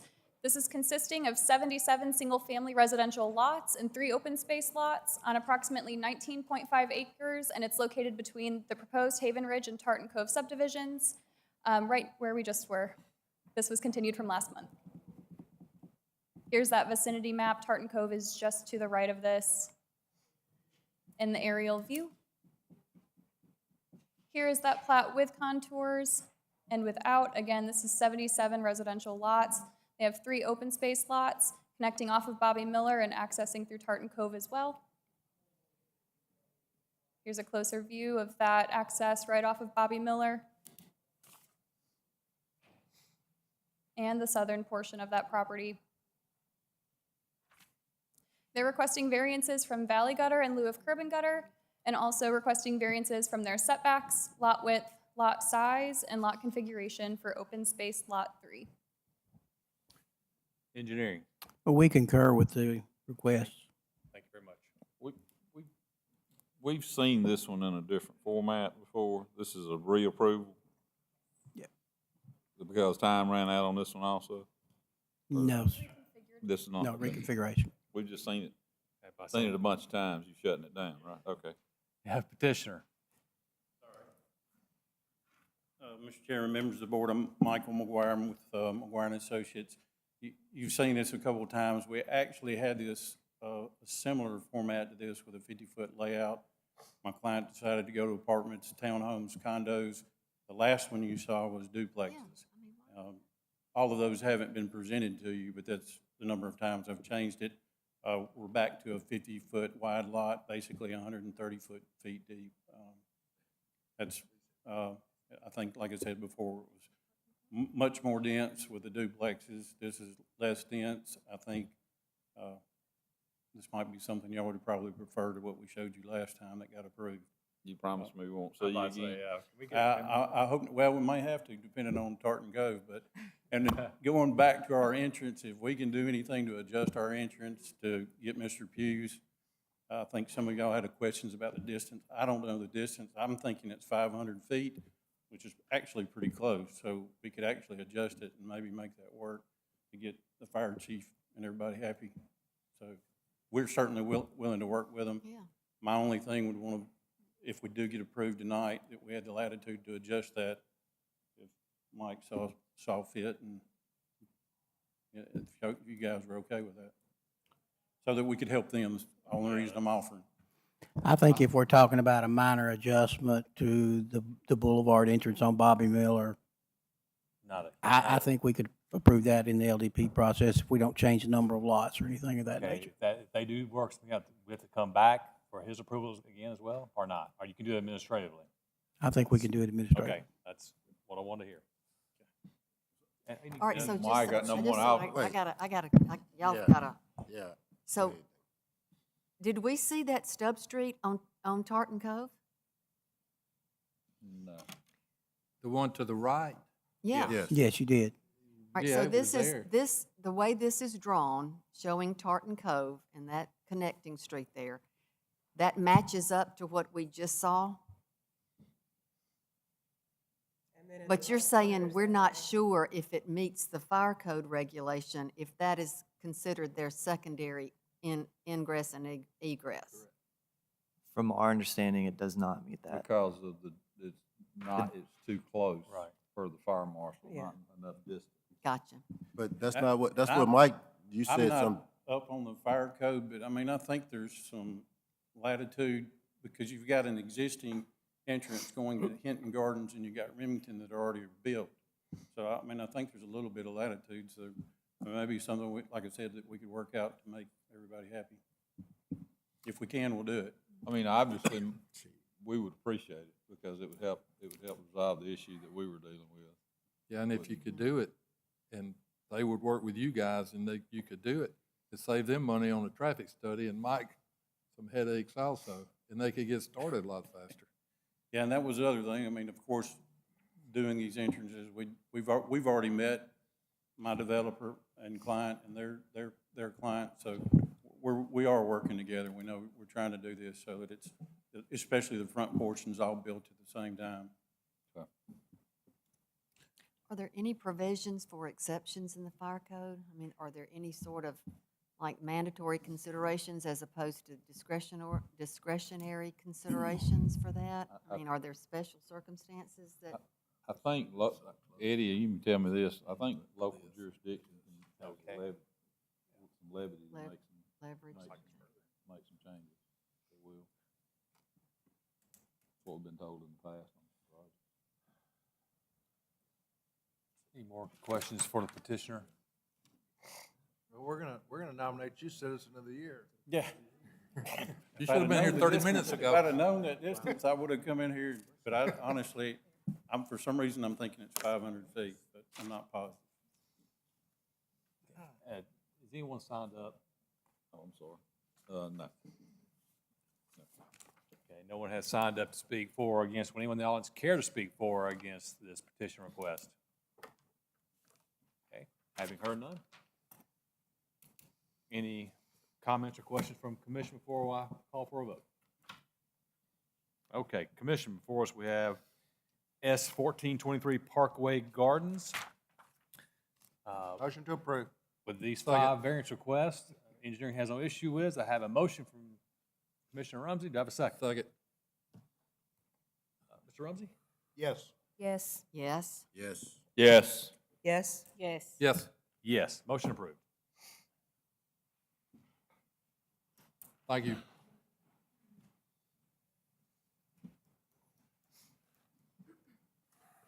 All right, jumping into our preliminary plats, we'll start with S1723. This is Encore Tuscaloosa. It's consisting of 3 lots on approximately 36.2 acres. It's located at 950 Skyland Boulevard East in Council District 7. Here's the vicinity map right at the intersection of McFarland and Skyland, McFarland Mall site. Here's an aerial view of that property. Here's the plat with contours and without. So they are creating 2 lots, one here at the old Books A Million site and the other lot right here. And then the third being the larger 32 acres. They're requesting variances from sidewalks, typical street sections, as well as a drainage study. Engineering? We're in agreement with those Quick requests. question. That was previously a 2-lot subdivision. Now it's going to 3. 'Cause we already That's right. approved lot 2 recently. That's right. Yeah, we saw lot 1 and lot 2, and they just parceled off another. Got it. Got it. Okay. Petitioner. Mr. Chairman, members of the commission, Bobby Herndon, 2728 Lurleen Wallace Boulevard, Northport. This preliminary plat was presented to you guys back in December as a 2-lot subdivision. The opportunity has come out now to, we need a 3rd lot. And so all we're doing is just taking the larger lot, taking 2.5 acres off of it. Any questions for a petitioner? Thank you, sir. Thank you. Anyone stop to speak? Nope. Anyone in the audience care to speak for or against this petition request? Having heard none. Commission, before us we have S1523, Encore Tuscaloosa, 3-lot subdivision with 3 variance requests, sidewalk, typical street section, and drainage study. Engineering has no issues with. Do I have a motion and a second? Motion to approve. Second. Ms. Hornsby? Yes. Yes. Yes. Yes. Yes. Yes. Yes. Yes. Yes. Motion approved.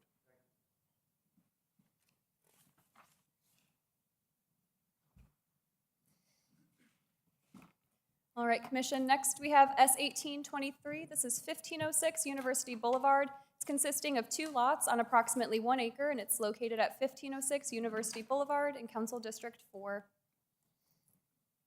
Here's the vicinity map, just next to adjacent to Pinehurst.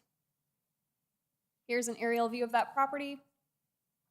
And here's that plat with contours and without. This is a 2-lot subdivision, splitting it right down the middle, and they are not requesting any variances. We did have about 10 emails distributed in opposition to. Do you have any questions for staff? Not at the moment. Okay. Petitioner? Mr. Chairman, members of the commission, Al Cabin, Assistant Cabinets Engineering, representing Joe Thames, who is the current owner of this property, and also Gary Smith, who's a prospective purchaser. We're taking Joe's home place that he bought 30 years ago. He and his wife rebuilt it, lived there 30 years, and now they're ready to move into something smaller and easier to upkeep. Half of the property is zoned R1, that was a single-family house that's on. Half the property is zoned R4. So we're creating a 2-lot subdivision. The existing house will remain, and it's on the R1 lot. The eastern lot, lot 2, is R4, and it would be for an R4 use. We meet all the subdivision requirements. We're doing half-street improvements and a sidewalk. So we're complying with all subdivision regulations. The plat meets the requirements with no variances. Staff, would have been a consent agenda item, correct? But Correct. based on This is meeting all the comments? subregs. Okay. And revisit the condition that was put on the plat in 2006. Yeah, so Explain this that. was rezoned. The lot 2 was rezoned to or the half of the lot, the full lot, which is now going to be lot 2 if this is approved. It was rezoned R4 in 2006 with conditions that, there were a few conditions on it where, if you want me to go into those conditions, however, it's not technically pertinent to this subdivision. Right now, they're just drawing that lot line in between the two. So there's no rezoning or anything. I would like them read into the record. You would like what? The conditions read into the record. Okay. I'll get it verbatim for you.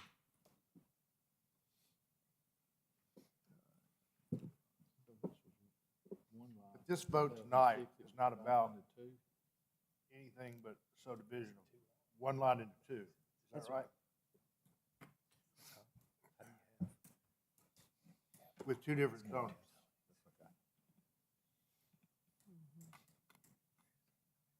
While you're looking it up, Lot 2 is the R4?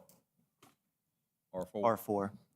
You said part of Lot 2. Is it all of Lot 2? No, it will be all of Lot 2. So currently it's one lot split with two zoning districts. Okay. The conditions were 1, architectural plans must be approved by the planning commission. 2, limited to only one duplex, or limited to one duplex only. And then 3, joint driveway must comply with codes. This was in 2006. Thank you. There's just been so much lack of clarity about that, or Yeah. concern about that, that I wanted everybody to make sure we understood it. Yeah, Zach, can you explain that to me again? Because we've got Lot 1 and Lot 2. And was it Lot 1 and Lot 2 in 2006? So it is, it's Just always Lot been one 1 in lot. 2006? For some reason, they did not require a subdivision when they approved the rezoning, or with the rezoning of half the lot back in 2006. I'm not sure what the history is there, but today we would definitely push them that route. So all we're voting on tonight is splitting it in half. Correct. To match the zoning. And the conditions would remain on Lot 2 that you just read. It would remain on the R4 zoning piece. The condition is still there. And how were Yeah, they enforced? I have no idea why the I'm subdivision sorry. didn't happen then. I wasn't here, and I can't believe I wasn't sitting in the audience, but I don't know how I got two zones with one piece of land.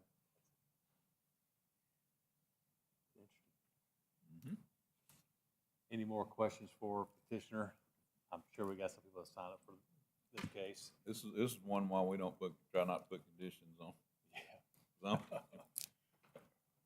right. I'm sure we'll see you again. Thank you. Mr. Chair, Vice Chair. All right, Mr. Chairman, had four people sign up. First person is Miss Angie Morton. Angie Morton.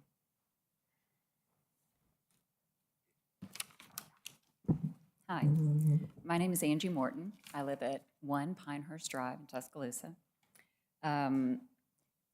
Those conditions of the approval in 2006 are absolutely critical to this approval. There are concerned residents here tonight that are looking to protect the historic home located at 1506 University Boulevard, along with the look and the feel of the historic University Boulevard corridor. We recognize that on May 16, 2006, there was approval of a two-family duplex with specific stipulations as outlined in the minutes of that meeting. The present owner of the property appeared before this commission requesting to rezone the east half of the parcel from R1 to R4. It was the intention of the owner and the across-the-street neighbor to build a duplex, which they outlined to the committee and the adjacent neighbors in great detail. The intended property would appear as a single-family home from the street for the respective couples to live in as they aged. For example, the need for a ground floor master bedroom was cited. For various reasons, the plans for the duplex were tabled, and it appears that the property was never presented to this commission for subdivision between the R1 and the R4 sections. The key issue here is that the zoning approval by this commission in May of 2006 was made contingent on certain conditions. These conditions that were just read from the minutes, and I will reread them. Number 1, that the architectural plans would be approved by the Planning Commission to ensure compatibility with adjoining properties. Number 2, that the development of the subject property is limited to a two-family dwelling. And number 3, that the dwelling comply with the requirements of 21-43, the Code of Tuscaloosa, requiring the joint driveway. Currently, the proposed survey that was provided by the owner's petition to this committee has a shared driveway with 1506. Those details need clarification, as the proposed developer has volunteered to residents in this meeting tonight that his intention is to build a multiplex rental unit for students, not a two-family duplex. A multi-unit studentplex was never discussed in 2006, and we believe that an unrestricted R4 lot would not have been approved by this committee, or it certainly would not have been supported by the neighbors who did support it at the time. We are looking to uphold the restrictions that were approved in the 2006 meeting minutes for a two-family duplex. In order to legally exercise these restrictions going forward, it's our understanding that those restrictions would need to be reflected somehow in the plat or the deed. If the current owner is asking for an unrestricted R4, we ask that you not allow the subdivision of this property and that the zoning revert back to the R1 that it was previously.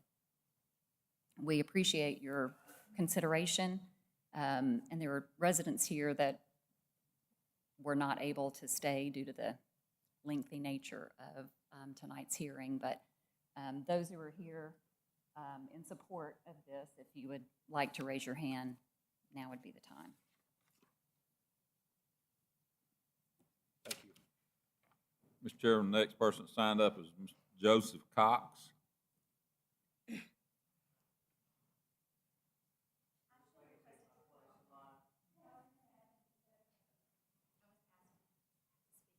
Because he's probably going to need to clear up some things for you guys that I can't answer.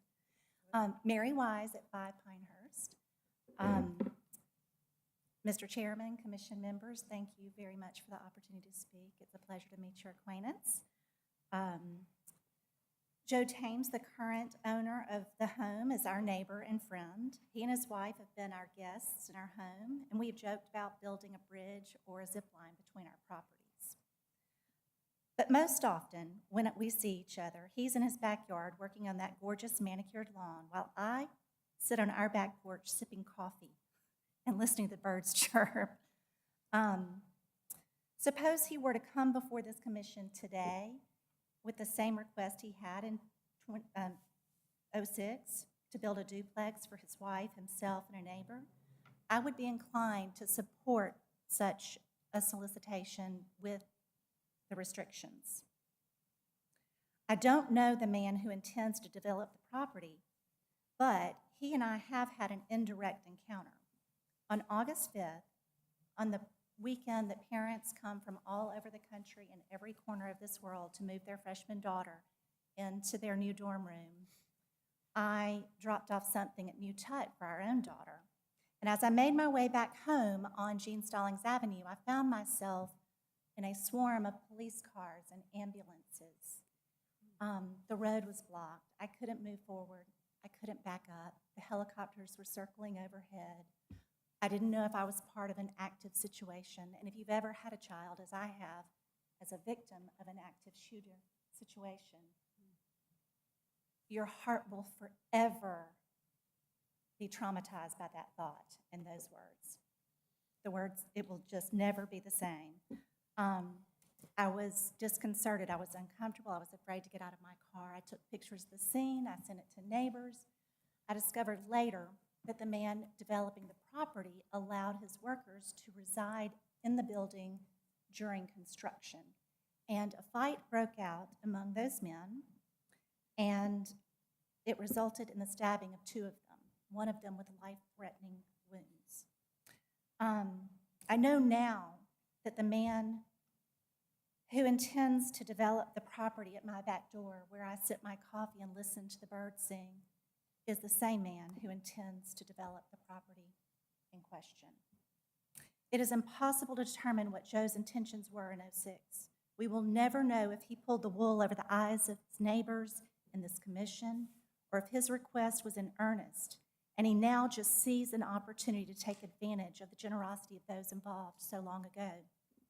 Regardless, I implore you to consider the facts and the intentions before you today. And I request that you not grant this property subdivision for commercial development. I don't blame Joe. By all measures, he's a good neighbor. But unfortunately, altruism, selflessly acting with benevolence for the benefit of the whole, is a trait in about 1% of the population. This commission exists to assure that our community's greater good is served in the absence of altruism in 99% of the cases out there. No one can believe that Tuscaloosa will benefit from another student multiplex or even a game day condo on a historic home place on University Boulevard. My ardent plea is that this commission will use its power and wherewithal on behalf of the people to stop this development. Thank you. Thank you. Mr. Cox, are you going to speak? Okay. Next speaker is Joseph Cox. Good evening, Commissioners. My name is Joseph Cox. I'm an attorney here in town. I reside at 5 College Park. But I'm here, I was asked to represent some of the neighbors from a legal perspective on this case. I think the Commission has already gotten an idea of what the facts are. Basically, there was a partial rezoning without subdivision back in 2006 that some of the neighbors, I think, supported. It was a special situation, and this body, I think, rightfully imposed some conditions on that zoning that related to what the structure ultimately would be. I did look up some law. Since I'm a lawyer, there's a case called Johnson v. Doss that says that what this commission did was entirely appropriate. Where this commission wants to condition zoning on certain conditions, the courts have said that that's quite reasonable. There was a case where a commission conditioned zoning on not having loudspeakers during the church service across the street and not having a specific use for the property. That's appropriate, and the courts have upheld that. My issue, and it's one that I spoke with Mr. Woodson about earlier, and he's got the same exact concern, it is that the minutes are not public record in the way that a plat or a deed or the city code is. And when you're dealing with minutes from 2006, there's a real concern that whether it be this person or a subsequent property owner, or maybe things shift around between LLCs, and all of a sudden we have somebody who comes before y'all and says, I've paid all this money for this property, and I would never have paid that much money if I couldn't put a quadplex or a fiveplex or a sixplex. And there was no way I could have known about these minutes from 2006. I just looked at the map and said R4 is R4. And now y'all have a real problem on your hands because somebody has detrimentally relied on, what they believe the zoning to be, have invested money, and they're now coming to you putatively as an innocent party. And so that's the situation that I think we just need to avoid. I don't, it sounds like this was originally on the consent agenda. I'm not sure that really the subdivision itself can be stopped as much as maybe people would like to see. Maybe we don't need more dense housing in that location. Regardless, all I'm asking is let's not walk ourselves directly into a lawsuit. Let's not put a prospective buyer in the situation of trying to come in and take advantage of that R4 zoning, nor do we want to get to a situation where the neighbors are trying to see whether they can take some legal action, and I believe they do have standing to do so. Whether they would do so, I don't know. But I think we can solve this problem. It's a little bit of an unconventional suggestion, but it's the only suggestion I came up with, and Jimbo said he wouldn't be totally mad about it. And that's just to put a note on this plat that says there may, because if they get them removed, there may not be. There may be zoning/use restrictions. See the May 16, 2006 Planning Zoning Commission minutes. This buyer is on notice, any subsequent purchaser is on notice. It honors the stakeholders and the arrangement that was reached back in 2006 when we had this unusual situation come up. It's one sentence. Is it a little unusual? Yes. Is there any downside? I don't see it. So that's all I'm requesting on behalf of my clients. Hey, what was the name of your Johnson v. what, your case? Johnson v. Doss, 500 Southern 2nd, 1129. D-A-W-S or D-O-S-S? D-O-S-S, okay. Yeah, I thought y'all might be glad to know that actually the courts think y'all can do whatever you want. It's just the city staff that likes you to keep it a little cleaner. Can we go home early? Yeah. Thank you. Okay, well, I have a question then, Jimbo. If the note on the plat making reference to minutes, why wouldn't you go ahead and put on the plat what the conditions were? Oh, okay. All right. That's it. Mr. Chairman, the last person is Jonathan McClellan.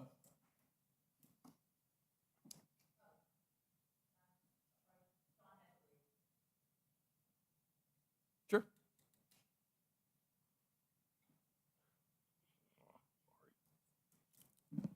My name is Kelly Fitz. As Ms. Morton said, we had several people that were here to be at the hearing that had to leave, and wish that they could have been here, but they had other obligations that they had to go to. I wasn't planning on speaking, but I would like to take the liberty of reading a little bit more of the minutes from that May 2006 Planning Commission meeting, if you would allow me. Is that okay? Okay. So the case was, it was actually Z-7-06. And I'm reading this to get it into the current minutes as opposed to having to look back at 2006. It says Joseph M. Thames petitions to rezone property located at 1502 University Boulevard. I believe that's not right. Maybe it's 1506, I don't know. From R1 to R4. Commissioner Christian moved approval of this rezoning from R1 to R4 for discussion purposes. The motion received a second. Mr. Joseph Thames of 1506 University Boulevard presented his petition. This is a proposed 2-unit duplex condominium. Mr. Thames stated he had spoken with the adjoining property owners and many property owners in the Pinehurst district, and no one expressed any objections. He would like to build a 2-family dwelling. He and his wife plan to move into 1 unit, and Jamie and Peyton Cochran, friends across the street, plan to move into the other unit. They plan to design the 2-family dwelling in such a way that it will appear from the street to be a 1-family home, and I think that's very important. Mr. Thames stated that the motives for both couples were the same and that they loved living in the neighborhood and have lived there a long time, and they want to continue to live there. Their lifestyles have changed, and they need more suitable floor plans with a ground floor bedroom suite, smaller yard areas, and better and more convenient parking and access. Mr. Peyton Cochran of 8 Audubon Place addressed the commission. Mr. Cochran stated that this would be a good move for him since what he had planned before at his home was just too expensive. Denise Graves of 36 Audubon Place and the representative for the OCA stated that everyone in Audubon Place was excited about this. Now, I bring that up because I believe you may have gotten a letter from Denise Graves stating that we in the Audubon Place neighborhood approved this for this sole purpose, for these 2 couples who were our very good friends, and we liked them, and we wanted them to continue to be able to live near us, and that was the only reason that we would have ever agreed to have any portion of this property rezoned to R4. It was specific to those 2 couples, and it was specific to that use, and the restrictions that y'all put on it, I believe, were quite wise. Unfortunately, I believe that the Thames and the Cochrans, once they got pricing on something, decided it was not feasible for them. And so here we are. So I hope that you will do what Mr. Cox has asked and put some restrictions on the plat so that this can be a much clearer case. Thank you. Okay, that's the end of it. Signed up. Petitioner, would you care to address? Yeah, and to say, I don't know if we'd be here or not, we probably would still be here, but when we first started on this, we had the pre-design with the city, and we knew where we were headed. We hadn't learned about these conditions on the zoning at that time, so we realized they're there, and I guess they're part of the record. But I guess just from my standpoint, if we think conditional zoning is a bad idea, and I just don't want to perpetuate that by starting conditions on plats. If I've got a plat that meets meets all the standards. I was on consent agenda, I think. The plat's one thing, and the zoning is, zoning's a zoning, subdivision regs are subdivision regs. I mean, I recognize Joe, I was not here then, Joe didn't, I don't know that Joe understands the conditions were part of the zoning, but anyway, Gary does. So we've got that to deal with, but, I don't know that putting them on the, I don't know if I'm gonna be the guy that started putting conditions on the plat.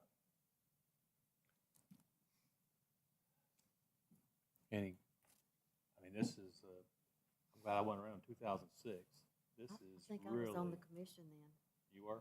I hate to admit it, but I think I was. You want to? That was my first. You didn't have to hint. You want to fess take up. this one? No, because I give it to her, you specifically give her. remember this case, definitely remember it. And it's just like they said, it was exactly happened that way. But the question is, is why wasn't it divided and one lot being R4 with some I don't know. covenants or so to Yeah, I speak, mean, and one being R1 or whatever it is? I think Gary Phillips might have been the chair, and I think Aaron Christian was on it, because I think he sat next to me, but anyway, I may not be remembering that right. Maybe I wasn't on it then.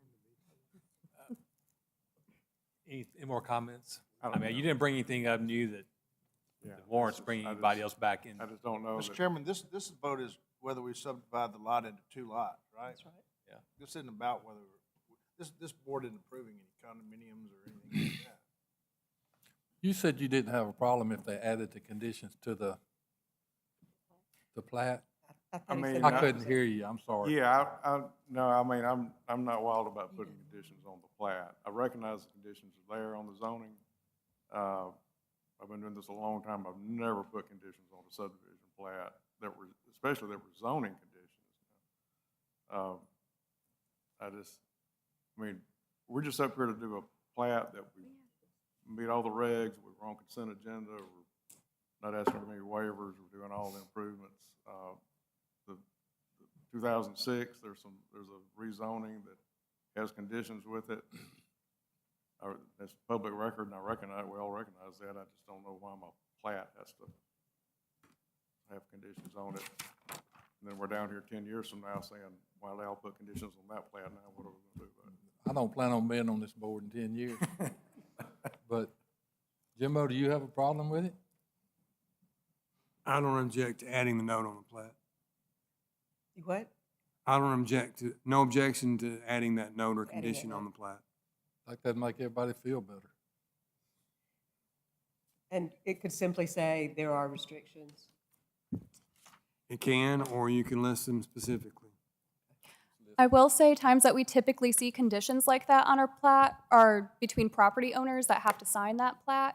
We don't typically see, conditions get listed when it's under the one ownership. We've seen conditions get added when it's 3 owners signing one plat because they didn't want this type of structure on the same parcel next to them, so to say. So this is a little bit different than what I think we Well, typically from a see. legal standpoint, you're right, but those conditions were agreed upon by the adjoining neighbors. Then it wasn't a subdivision, but they were all agreed to. And they're still in place. If this gets subdivided, they're still in place. If this doesn't get subdivided, they're still in place. The city will not issue permits outside of what the parameters of that R4 condition state. But if they were added to the plat, Then if somebody in the future purchased it, they would see them in advance and know. they would, or they could double check they Yeah, could do their but- due diligence on purchasing the Might property be somebody prior. like me not real smart buying it. We don't want to set a precedent, I don't think, of putting this kind of condition on plats. That's planning's perspective, I'm not a lawyer. I mean, I think walk it's me- I just don't like the idea, because the conditions are there. If we record this plat, the conditions are still there. If we don't record the plat, the conditions are still there, the zoning conditions. They don't really have anything to do with the subdivision. You got a subdivision reg, and you got a zoning reg, and Another thing is if they rezone this property in the future, which again, that's when this discussion will definitely come up and come into play. If they were to rezone this, whether it be R4 to remove the conditions, whether it be R1 to go back to the original zoning, whatever it may be. I had a thought and I lost it. Yeah, they'll have to resurvey it. They'll have to resurvey and remove that from the plat and file it with the probate record. I just personally, I think that this is a buyer beware state. Ms. Hornsby and Ms. Prince, if y'all have any thoughts on that as well. Well, I was going to just ask you, just walk me through, I just want to protect people in the future. I mean, I know we're a buyer beware, okay? But I would rather somebody who might be wanting to buy Lot 2, thinking they could put whatever was allowed in an R4 because they've looked at the zoning map and they've seen it's the color that's R4. And they look at the zoning ordinance and they see what they can put there. But then, like, at what point, if it's not on the plat, at what point, when they come to get an LDP, who checks the minutes from 2006? The staff. Be So same way how- I but learned how- about them this time. I mean, is there on the big zoning map, like, is there a star or any kind of little thing that draws you to it? And so how do y'all go back and check all the minutes? So we clearly knew about this from 2006. So we're aware of it. It's on our GIS. Why were you, The yeah, why were you system- aware of it? The How were system you that aware we of it? use as we review building permits and such, we have layers, and so we're able to view all cases, all approvals that were given with those cases to make sure that we're dotting those i's and crossing those t's and not allowing them to build outside of their parameters. So you call up like a parcel number maybe and search whatever might have happened within that parcel number. That's right, yep. The Okay. note could state, as long as the property is zoned R4. That way, if it's ever rezoned to anything else, it wouldn't apply. Yeah. And they would only have to come back to you if they said, hey, we want to build something different, and they'd have to get the restriction removed as an R4. Well, a thing on that though, I'm okay with. Oh, sorry. I'm okay. Y'all do what y'all want to do and feel correct. But with the R4 rezoning, with it stating R4, we need to be clear that the only way to remove those conditions is to rezone. If they want to stay R4, they have to rezone to R4 and get your approval to remove those conditions. So the R4 might not cover everything that we're talking about. I think wording it a little differently could be okay, but that's my personal preference. I mean, it's not going to change the price of tea in China. Y'all do what y'all I feel. understand that, but this is just such a bizarre situation where we wound up somehow half zoning of splitting a lot. And now it looks like we don't really have any other recourse but to grant this, right? But Without any additional conditions or anything else. So I can't imagine that we would want to make a practice of noting things on plats, but this is just such a unique situation. So Zach, did I hear correctly you say that when they come for approval of the R4, they have to come because they have to either abide by the restrictions or they got to be removed? But right? that wouldn't, but that's not what a buyer's not going to come to them Well, that's necessarily. buyer beware again.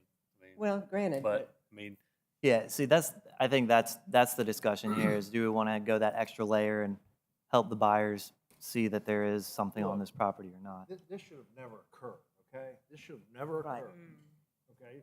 So this is a one-off. Right. This needs to be documented.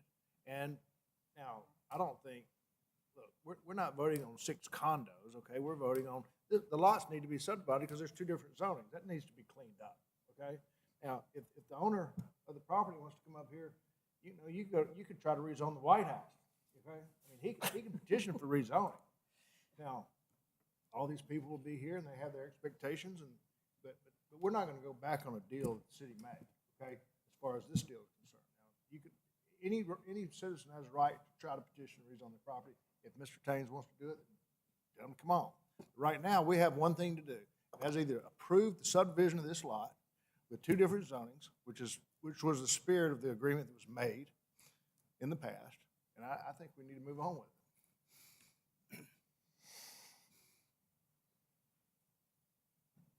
Okay. That's my preference. That's your preference? Mr. Chairman, you gonna call on Councilman Well, we are closed and we Okay. closed discussion and, Buzz. You can't do it. It's I not. mean, he didn't bring up any new information, I don't believe.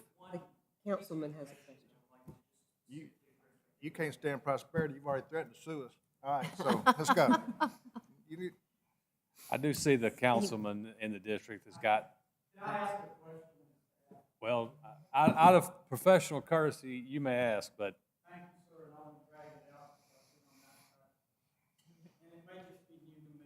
Name and address for the record, sir. Lee Busby, 2 Monash Drive, Tuscaloosa.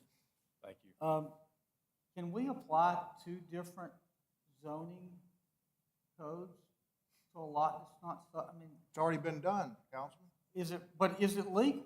How do you define that division? It's no different. That's all, It's no different than the spirit. We're trying to live up to the spirit of that agreement, or we could just, everybody, There- it's almost a gentleman's agreement that occurred back in 2006. With the He's with just the asking if it's on rezoning, I said I wasn't gonna drag it out. no, I was not can answer that. I don't know if you want to go there. With the rezoning, there's a specific, there's a, like a survey or something. They're going to have a legal description of where exactly that boundary is. And so we know where that boundary is. It's been approved by the city council. So, It's approved So by the yes, planning you commission, can. no 6. the city council. Legal, yes. Bad practice not to subdivide. 100% agree. All right, Yeah, legal but bad practice. yeah, all right, well, commission. They were just cleaning it up. Any other comments or questions of commission to city staff? Any other questions of commission to city staff? If not, ladies and gentlemen, we have S 1823, 1506 University Boulevard, 62 lots, 1 acre located at 1506 University Boulevard. Do I have a motion? Motion. Second. Ms. Hornsby? Amendment to the motion, please. Amendment? Well, they're part of the record. He said we didn't need it. Well, I got somebody saying we don't need them. I have a feeling we're going to have plenty of people keep us abreast of this. Okay. I mean, I think We, this is on the I record. think what we didn't address whether there would be a notation. On the that. Well, plat. that's what I was Yeah, gonna, but I was we're gonna hearing amend it, that. but I mean, if y'all are okay with it. I got planning saying we don't need it. I got it. Okay. Legal saying we can. So what do we do? If legal's saying, just go with legal. Let's just try and not make this a Mr. practice. Woodson, Is what do you my want us to do? So I move we My amend and preference. add the. I would notation on the recommend plat. putting it on the plat because it's the unusual circumstances of this lot. Y'all good with that, commission?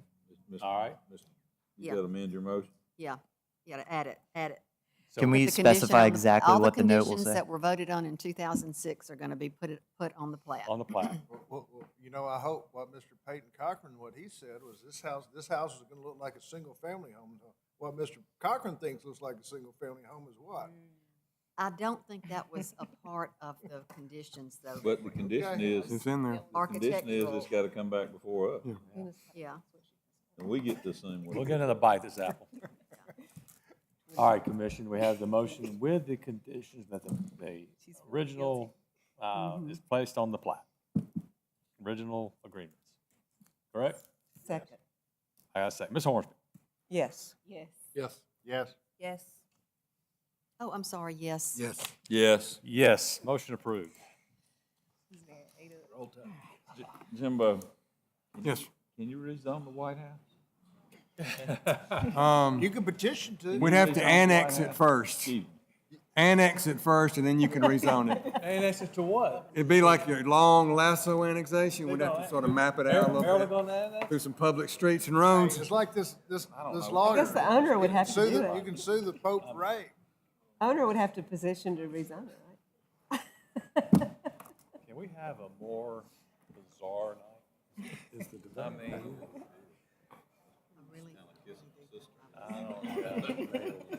I don't remember. We're getting punchy up here. I want to show that. I think I've been on here. Mine too. I think I've been on here about 16. See, I think I was on it, because I think when I was on it before, it was a lot earlier than 2006. When did Maddox come on? I don't know. 2004? See, that's about the time, I was about 2 years. Robert Mills was his first one. need to go on with, hey, Steven? Because I read the minutes and. Steve, I put it on the record that you've got to recuse on your case. Oh, is that it? Right? I think it is. Oh, good. We don't, Yep. yep. They need to use the bathroom anyway. Third night, you brought a six-pack with him tonight. All right, Stephen Rumsey has recused himself for the record. Jumping into our one companion case this evening, we've got companion case A. It will consist of a PUD and a PUD subdivision. We'll begin with that PUD. So we've got P0123, this is Branchwater. It's a residential planned unit development consisting of 55 single-family residential lots and 2 open space lots on approximately 17 acres, and it's located east of 10550 Technology Drive, and it's west of 13740 Wire Road. This is in Council District 5. Here's the vicinity map. It's just east of Cottondale Industrial Park. Here's an aerial view of that property. And this is for 55 single-family residential development. There are 2 open space lots, including a 4-acre water conservation area. They'll have streetlights, sidewalks, and a gazebo with 2 off-street parking spaces per lot. The proposed home price is approximately $290,000, and the homes are ranging in 1 and 2 stories from 1,700 to 3,000 square feet. Here's that subject property. It'll be splitting at the road here, this area. And here is that proposed plat, which we'll also look into during the subdivision section. And here is their proposed gazebo, their sidewalks, mailbox area, and an included dog park amenity space. And here are some renderings of what those homes could look like. Any questions on the PUD before we get into the subdivision? All right, again, these are 55 single-family lots. Getting to the plat. They've got 2 access points off of Wire Road, both resulting in a cul-de-sac. Lots are ranging in the 6,000 square foot. And they're requesting variances from half-street improvements along Wire Road. Engineering, We're okay with that half-street request. any other questions for staff? Any more comments? Nope, this is an R1 PUD. This is an R1 piece of property, so that's how we're looking at this evening. Thank you very much. Petitioner.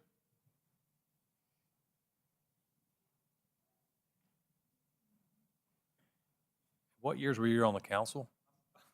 Flashbacks and PTSD. What years were you on the council? 2012 or 13. Okay, you or can't 19. go backwards then. I wasn't there, no, sir. Okay, I'm making You sure. can't blame me.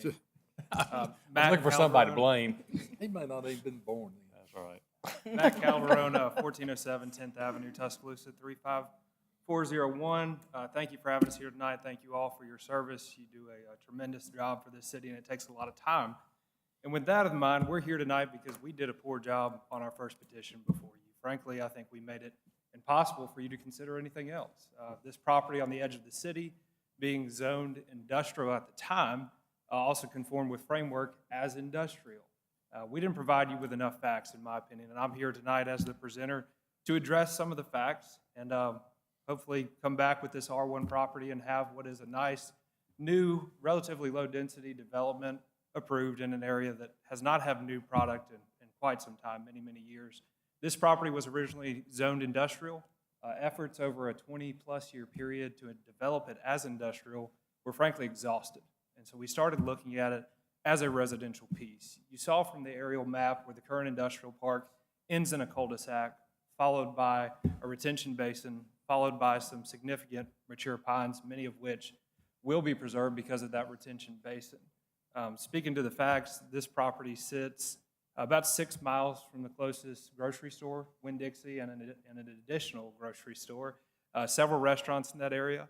It sits 3 miles from a Dollar General as the closest convenience store, and 3 miles from 2 gas stations.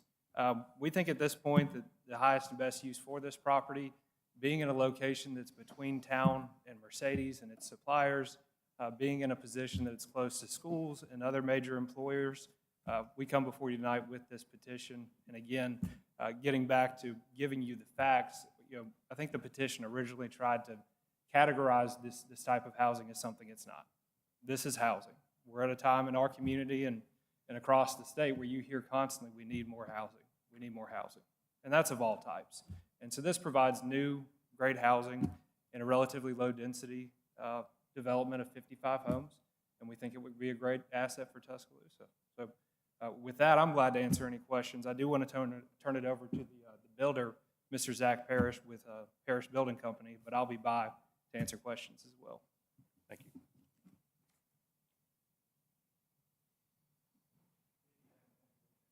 I don't really. Zach Parrish, 3981 Pine Lane, Bessemer, Alabama, 35022. I guess I've stood in front of enough of these and think things are going good. Don't say too much. So, Matt hammered every point that we've got. We probably didn't do the best presentation initially. We took that on to council and represented, and we feel like they felt our vision for the property was the best use for it, and then we requested permission to come back to your panel to seek PUD development, and I'm here for any questions that you might have. I was not here for this presentation, so I'm a little in the dark. What are the industries adjacent? What are the industries that, existing industries adjacent? So this property sits off of the Coling exit. So Yeah, I know where it is. so I've got that. I The mean, I've looked industries at- would be anything related to Mercedes, any of their suppliers. I mean, it's close enough proximity to Tuscaloosa. I'm talking about the existing industries. Oh, within the industrial adjacent. park. Okay, I see. Let's see, there's a tire company there, several a couple manufacturing companies, a couple offices, and it ends at that cul-de-sac where you can see it up there on the left. Are there environmental implications of any of those industries? None that we're aware of. I mean, that's separate property that was sold over time that is no longer ours. We're focused on the 19 to 20. I understand that, but if it's impacted that property, that would be important to you, I It would would think, be and certainly important to future residents. Right, it would be important to the buyer of it and the future residents of it, but I can't speak to any environmental testing or anything like that. That would be, Now, are you going to retain the property or are you buying the property? he is purchasing the property. You'd have, the bank's going to require some type of They will environmental have a study. phase Phase 1, yeah. Right. Or potentially phase 2. Okay.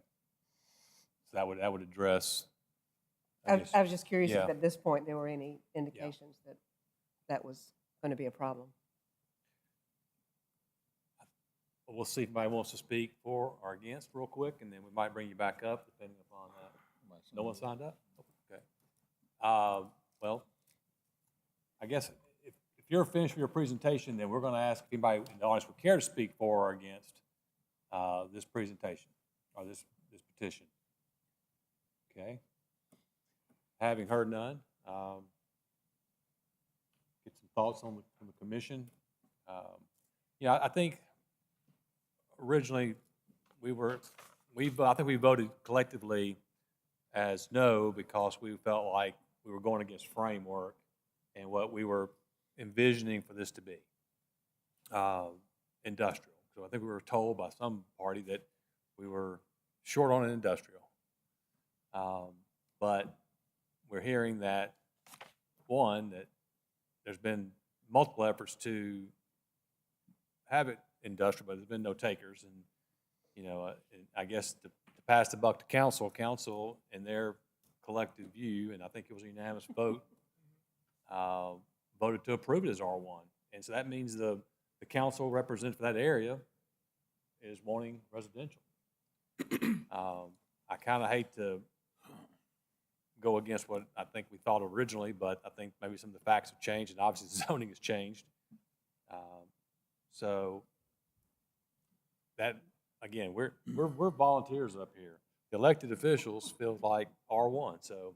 Mr. Chairman, I will say to you, and if you go up to Mercedes at shift change, you see a lot of cars turning right instead of left back to Tuscaloosa, and I think that this will be a potential place where some of those cars can turn left. So. And that might drive some retail eventually with new homes, and because retail, as I know, grows where beds and heads are. And the more of those you have, the more there's a need for other retail, which then in turn would produce tax revenues for the city. That's my 2 cents. So I'll let anybody else want to make any comments or. Chair, I would just like to say, this being my, third time seeing this, this agenda item, that as you stated before, you know, I didn't want to go against framework because we put so much thought and effort, and so does the staff, into framework. But then after talking to the council person and, you know, the representative's thoughts about their district really does matter. So after speaking to the council person and knowing how he was supportive of this, and then being able to get more details about the project and understanding topography issues and things like that, I'm in favor of this passing tonight. Thank you. Appreciate that comment. Anyone else care to speak for or against? All right, Commission, before us we have a companion case.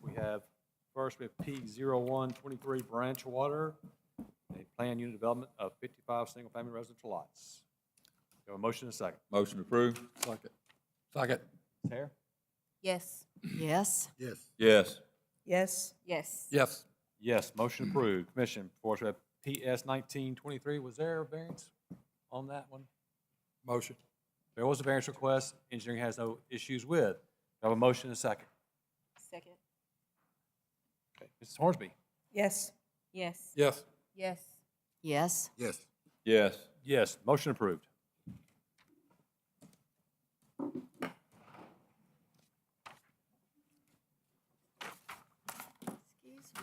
Oh, look, it's the White House. All right, Mr. Rumsey is back, and we are jumping into our rezonings. We'll start with Z0723, Ramesh Paramsetti, petitions to rezone approximately 3.2 acres located at 1309 through 1321 and 1401 through 1425 18th Avenue East from R3 to BGO. This is in Council District 5. Here's the vicinity map just off of Veterans Memorial. And the aerial view, this is the existing Crimson Urgent Care, I believe that's the name of it. And here is the property. It's essentially the entirety of the street on the north, this portion. And the adjacent eastern property, zoned BGO. Oh, that should be western. And the adjacent southern property, zoned R3. This is requesting to rezone to BGO to allow for growth in the medical business. And they stated that remodeling or future new construction is possible. And again, here are those properties. I believe that these are currently being occupied as rental housing. So these are existing structures, existing residential use. This does not conform to Framework. Framework identified this area as traditional neighborhood edge. And here is that future land use character map. And here are all of the permitted uses within BGO. And the special exceptions. Any questions for staff on this? Would you go back to the, oh, go ahead. The current zoning map? Yes. I'll use this one. So the pink is BGO, right? That's right. Do you have a picture of that corner lot that we rezoned? I don't have a standalone picture, but you can kind of see it in this one. It's that property there on the corner. Wasn't that the one they were going to make into an office? They did. But did they do that? Is it operating as a medical office now? It is. Just that, they didn't change the house, they just made it commercial. Painted it up. I'm not sure of how they did the transformation. Same petitioner though, right? That's right. Would you put it on the picture, scroll through, and I'll tell you when to stop. Whoa, right there, right there. This one? Right, well, no.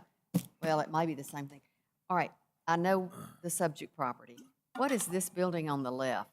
That's the assisted living facility. Assisted living, okay. So that was the big building in the picture before. Right. And that's zone BGO? Yes, ma'am. Okay. Yep. Everything from this street down, that's BGO. But this goes all the way up to the. Up to veterans. Up to the. Any other questions for petitioner, for staff? All right. Thank you. Petitioner. Mr. Chairman, members of the commission, Bobby Herndon again. Dr. Paramsetti and his medical group, of course, have the Crimson Urgent Care and the Crimson Village on the west side of 18th Avenue. He's had these properties across the street for a while and just wants to get in alignment with, he'd like to put physical therapy, wellness centers, home health, and other medical offices on these pieces of property. Like I said, it's right across the street from this Crimson Village, and he just wants to, like I said, put it in alignment, put more medical facilities on that side of the street. And what's in them now? Ma'am? Those are rental homes now? Yes, ma'am. So they're residents.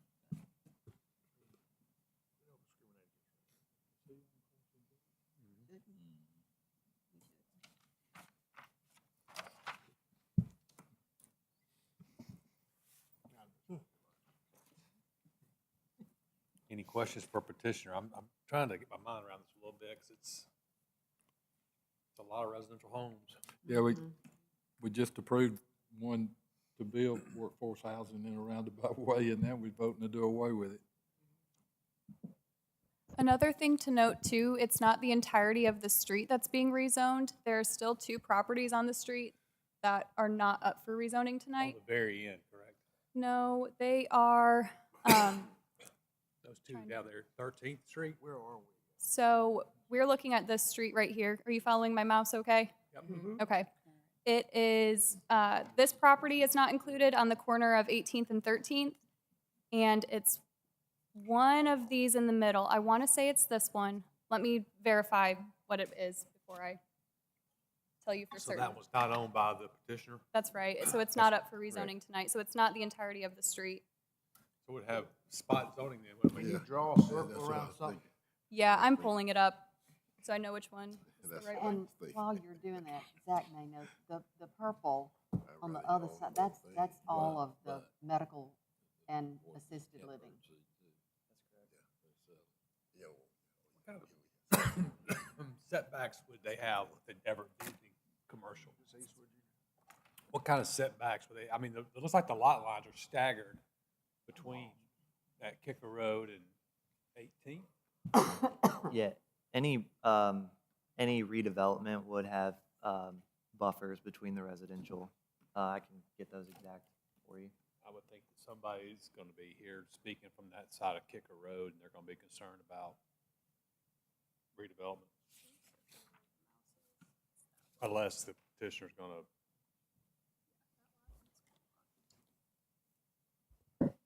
So the 2 Wait, lots that circled are was- not up for rezoning.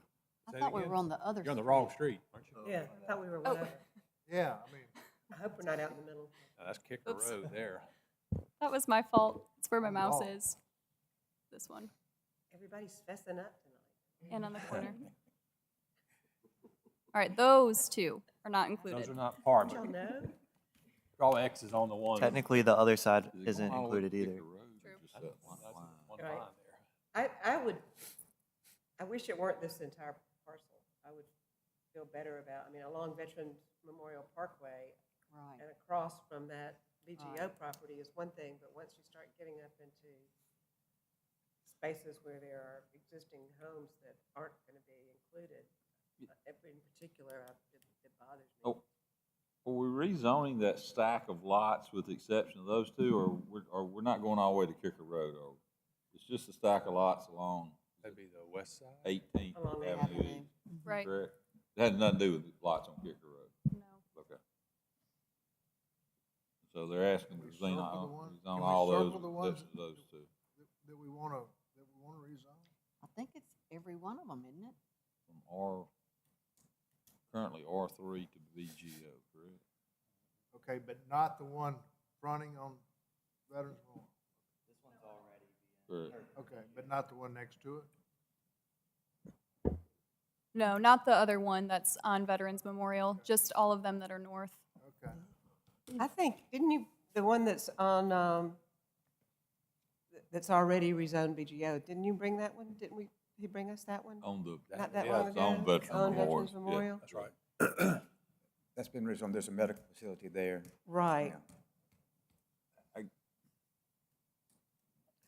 That's kind of why I was inquiring, because that one, if we knew how he's operating that one, would that be Yeah. consistent with what he's going to do the rest of them? Keep the character of the house, And there's no clarification on what's going to go there. that big a tract of land. you almost And wanna- I see rebuilding it, Yeah. if I'm him. So how does this affect the people backing up to it? The ones on Kicker Road, you mean? Yeah, You know what? I guess. How would that, let's play the what-if game. If they keep it, it gets BGO, but it retains the footprint of the house, then what are the buffers and all that for the rear neighbors? And what would be their parking requirements also? So, yeah. If they so- kept it as a house? Sorry, can you repeat that? So if they kept this as a house, what would be the parking requirements? Yeah, so if it goes from residential to commercial, they would have to comply with the parking regulations depending on what exactly they want to put in there, which is something that we have brought up to them, and they don't have a plan at this time, and so we can't really. I say in a medical office, parking requirement's different than a typical business. Yeah. It's lower, right? Yeah, it all comes down to the use. And we weren't given a concept plan of what they want to do here. So it's kind of hard to play the what-if game a little bit. I mean, we can do the what-if game, but No, I mean, but this is a little So, different. what if they build a medical clinic or want to do a medical office there? It'd be 6 per doctor or dentist. Can you get a special exception in R3 for a Yeah, medical? they could, if they can't meet the parking on their site, they could pursue a special exception from the Zoning Board of Adjustment for their parking. And it could remain R3. Oh. The use wouldn't allow it. Or if it remained R3, they wouldn't be able to do a commercial use. Not as a special exception. Oh, yeah, no. No, they could do a special exception. They could.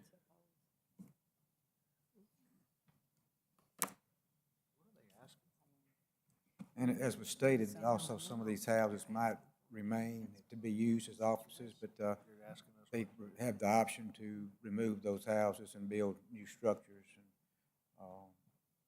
just want to throw that out there. I missed the formal request because I was walking in. What are they asking for? BGO. BGO.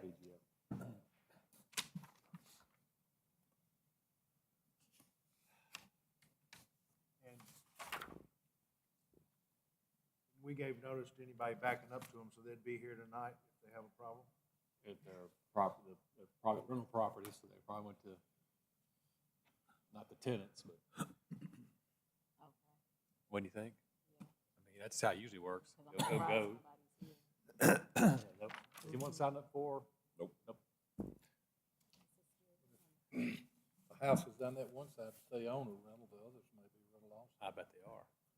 So owners may or may not even know.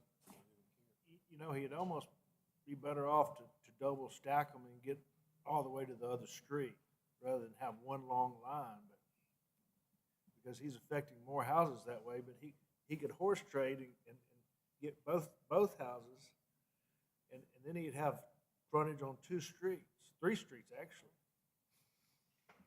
But that'd be up to him, wouldn't that make sense?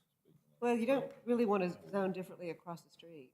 I'm talking about, he's getting this long line, right? And I understand. all the houses are backing up, and so he could. But then you got the other side of Kicker Road facing BGOs. I'd rather have them on both sides of the street, my preference. Are some of the lots vacant, Bobby? Are some of these lots vacant? I mean, the picture we're looking at, I mean, I see all these houses and then all of a sudden it looks like there's a big gap.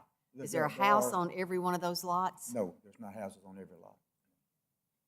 There's not?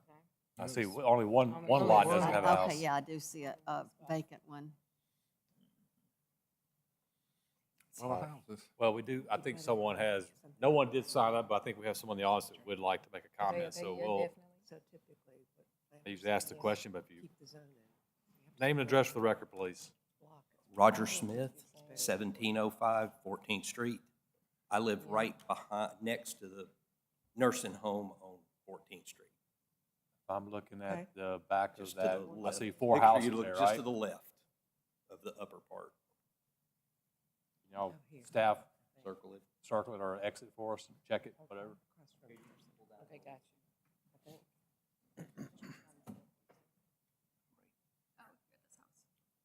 That one there? Is that correct? Yeah.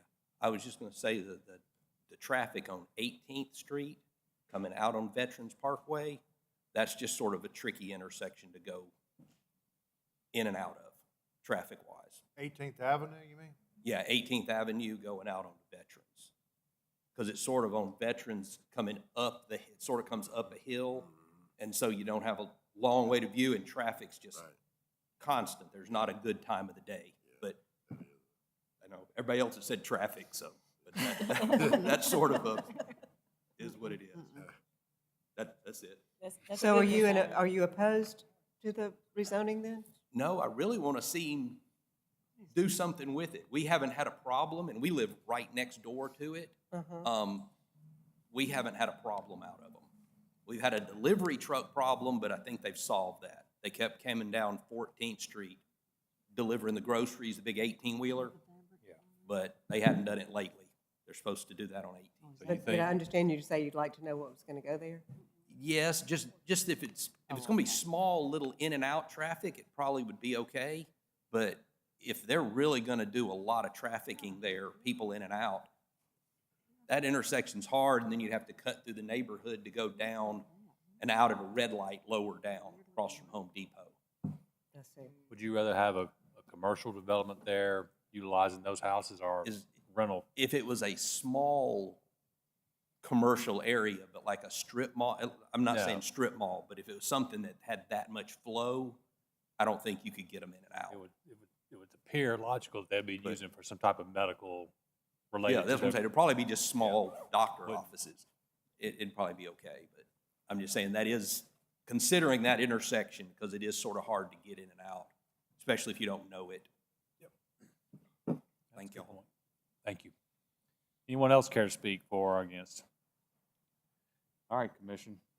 We can talk about it for a while, but we have a rezoning request.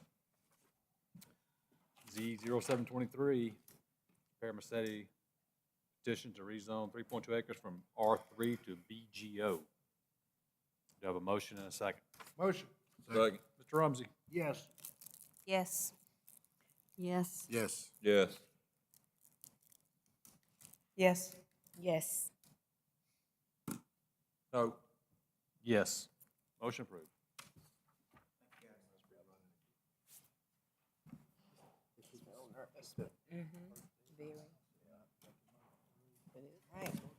All right, Commission. Next, we have Z0823, ARAS Group LLC petitions to rezone approximately 2.24 acres located at 3501 McFarland Boulevard East from BH to RMF2. This is in Council District 6. Here's the vicinity map. This is the existing America's Best Value Inn site off of McFarland. Here's an aerial view. Crunch Fitness is just to the north.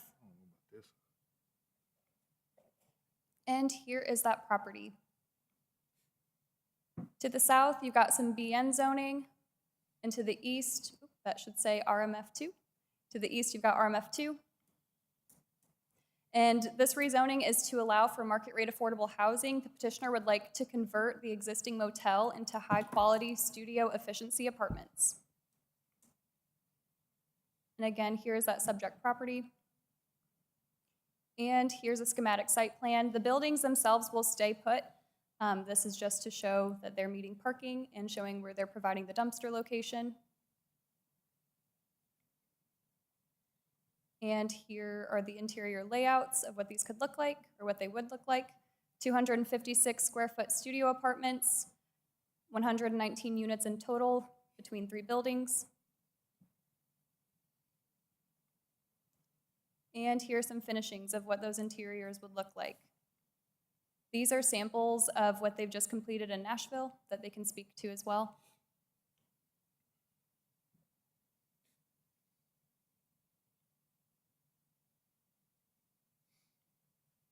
This does not conform to Framework. Framework identified this property as corridor commercial. And here's that future land use character map. And here are all the permitted uses within RMF2. Do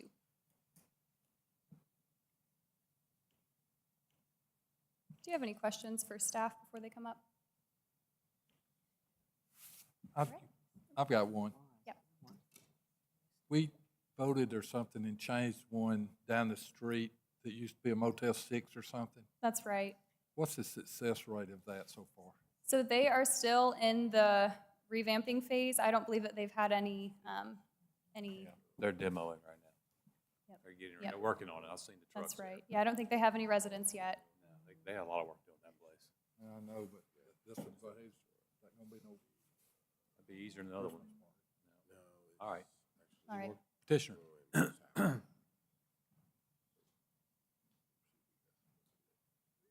Hi, my name is Cullen Momus. I'm with North Companies. We're a partner with Aris Group on this redevelopment, located 2740 St. Louis Street, New Orleans, Louisiana. We're here to petition to rezone this property to RMF2. One thing that our company focuses on is the adaptive reuse of historic structures and also projects that are underperforming. In our opinion, this is a property that is clearly underperforming as a hotel asset for the city. You have occupancies that are running below 50%. And when you have situations like that with properties, I think you have bigger problems that come down the road. We have a successful track record of being able to convert projects like this into affordable housing. We have just completed the project in Jacksonville, Florida, one just finished in Nashville. We have one in Covington, Louisiana that's leasing up right now, and we have a successful project that was completed in New Orleans as well. We think that the quality, actually the building framework and the building here will allow us to redevelop this site relatively quickly. We talk about affordable housing and the need for housing units. This is something that, these are units that can be put on the market relatively immediately. We're talking about a few months. I know there's another project down the street. They had quite a bit of work that had to be done. This site, we do feel, is a little bit easier to redevelop. In meeting with people here in the city and also the council member in the district, we understand that crime and safety is a very large concern, and even with a site like this.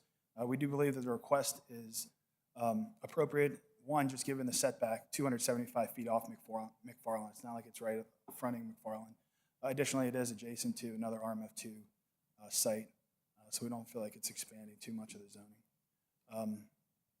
From our perspective, in terms of what we plan to do, definitely bring the property up to code for multifamily. We would redevelop the interiors of the units to include the studios that you saw in those pictures, full kitchens, and make sure that the building's sprinklered.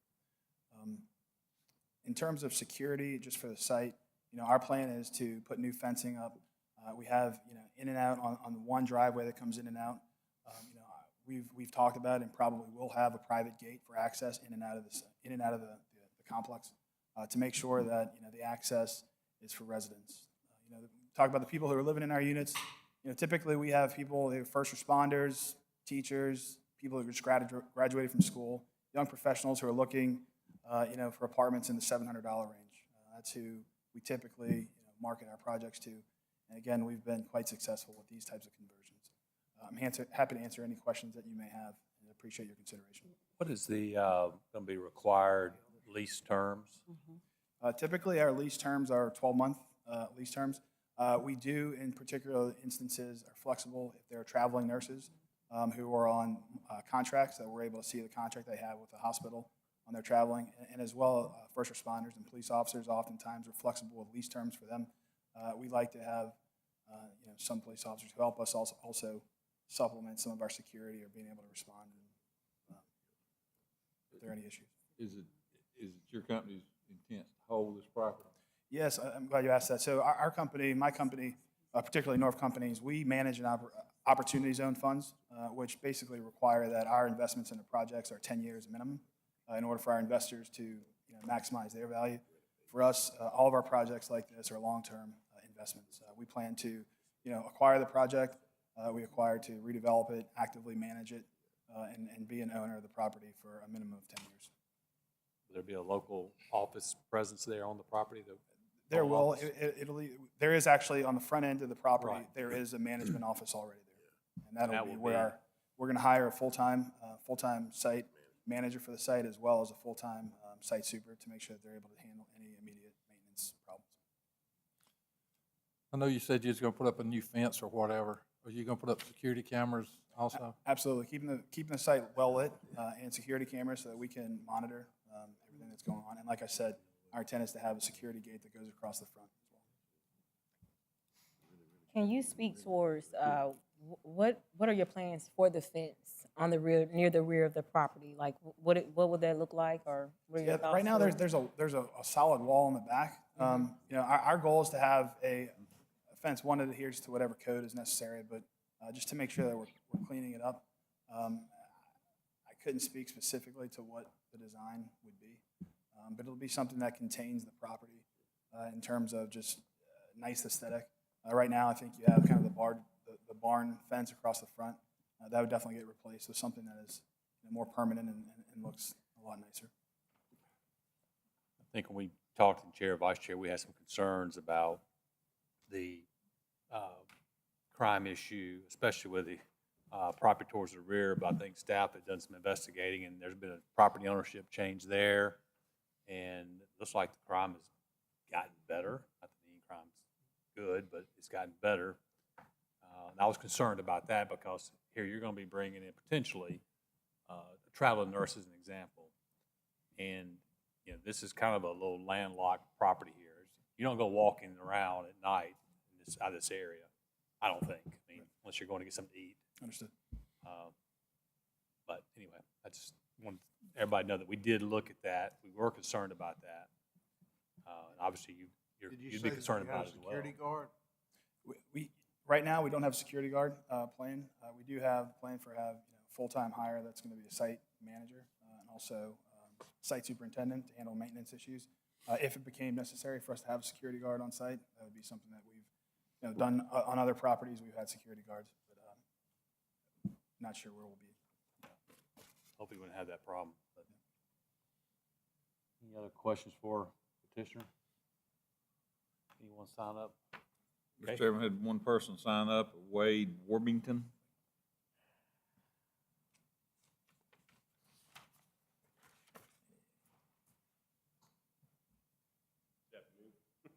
Night. Sorry. I'm Wade Warbington, 3525 McFarland Boulevard. I own the property adjacent to this one. I've been in this particular property since 2004 as a pawn operator.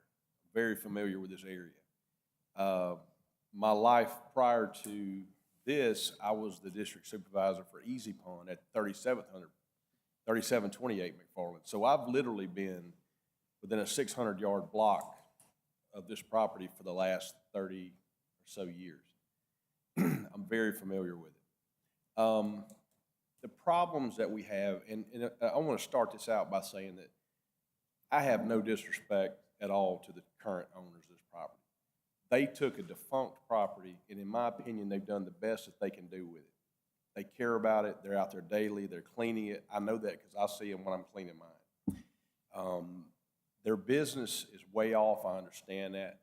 This is an opportunity for them to do something with the property that probably, in my opinion, hasn't made money in a long time. The average, except for the 7 or 8 home ball games that we have here for Alabama, this property at night, they probably average 20 cars in their parking lot. I know that this thing is, I think it's set up now for, 200 rooms? 100-something hotel rooms, and I think his plan is for 115 suites, efficiency apartments. Let's talk about that for a second. So let's back up prior to us having sidewalks that brought 37th Malisham Parkway into McFarland. And let's talk about it before we had sidewalks that came from Skyland up to the intersection of 37th and McFarland. There was very limited foot traffic. Nobody wanted to battle cars on McFarland to kind of get around. But once we've put the sidewalks in, I have to tell you the foot traffic that we're experiencing now is unbelievable. So if you look at the west line, that red line, the property line, that is the main thoroughfare now. We do not have sidewalks on McFarland Boulevard. So anybody that's traveling by foot, so you have Copper Creek that's behind us. They come right around the corner of 37th by Dunkin' Donuts, the new development there. And people walk literally all the way to the Waffle House. That's just their main thoroughfare, okay? They're walking. They are not driving. And this goes on 24 hours a day. I've got several problems. One, I'm not in opposition of the redevelopment of this property. I'm not really in opposition of it going to a multifamily property. But the way it's designed and set up today, we're going to have some problems. The fencing that he was discussing earlier, there's a concrete, when they originally built the Shoney's properties, what everybody refers to it as, there's about a 6-foot cinder block, concrete block wall back there that literally has what is a corral horse fence it's just not feasible for what we're doing right now. We've got people that are walking to and from the hotel they're jumping over the fence. I'm amazed that no one's been injured seriously up until this point. If you'll notice, there's only one way in and one way out of this property. There are no steps, there's no guide rails, there's no barriers, you're literally, if you're walking, you're on foot, you're walking in the eye of traffic going in and out. There's one way in, one way out. That's a problem. The second problem is when you think about 100, and I think it was proposed 115 efficiency apartments there, you're talking 1, 2, 3 vehicles a day. Now, I know it was presented that travel nurses, I got it. What's going to happen is you're going to have construction workers from all over the country that are going to be parking in there. They're going to have vehicles and trucks, all kinds of equipment. I'm not an enemy to them. We need them. We need that work. But I think you put 250 or so cars in this property, set up the way it is right now, we're going to have some problems. We're going to have security problems. I can tell you that there's already security problems there. So probably operating that as a 115-unit housing facility with no security guard, that's not going to work. You're going to have to address, in my opinion, the layout of the entire property with it being no step-ups. No, like I said, no handicap accessible, no guardrails, no handrails, nothing. We're going to have to talk about, obviously the traffic going in and out. I just think it's a lot of issues. And again, I'm not in opposition. I'd like to see our city flourish too. And I'm certainly all about my adjoining neighbor spending some money on their property. It enhances my property value too. That's not what it's about. But we've got to look at this, and I think I'm a good resource to help the city because I've been there for 30 years. I know this community, and that's really my concerns. I appreciate y'all listening to them, and I hope we can. If you fill that parking lot up with construction workers that are traveling, is it not safer? Well, here's the problem. They don't park in one parking space. What they do is they park across 6 parking spaces or 8. And so, and it's happening a little bit now where we see, I've got employees that come in at 8 o'clock in the morning. I'm like, what's the entertaining look on your face about? And they're like, well, there's 6 construction workers, having an altercation in the back parking lot right now. And we don't know what started or what ended it. So I just know that they're parked, it just Mr. looks Warmington, with all due respect, I own a construction company, and I promise you, none of my people park across 8 rows of parking. Right. Okay? I don't think they think it's your fault, Steve. Well, it's linemen, it's power, it's Pike Utilities. And I agree with Mr. Rumsey. I agree with you. If there is a bunch of construction workers in that lot, it will be the safest place in Tuscaloosa. Yeah. But that's not the only issue. All right, you brought several issues, and we thank you for your time. We'll allow petitioner to come back and address some issues and concerns you've raised.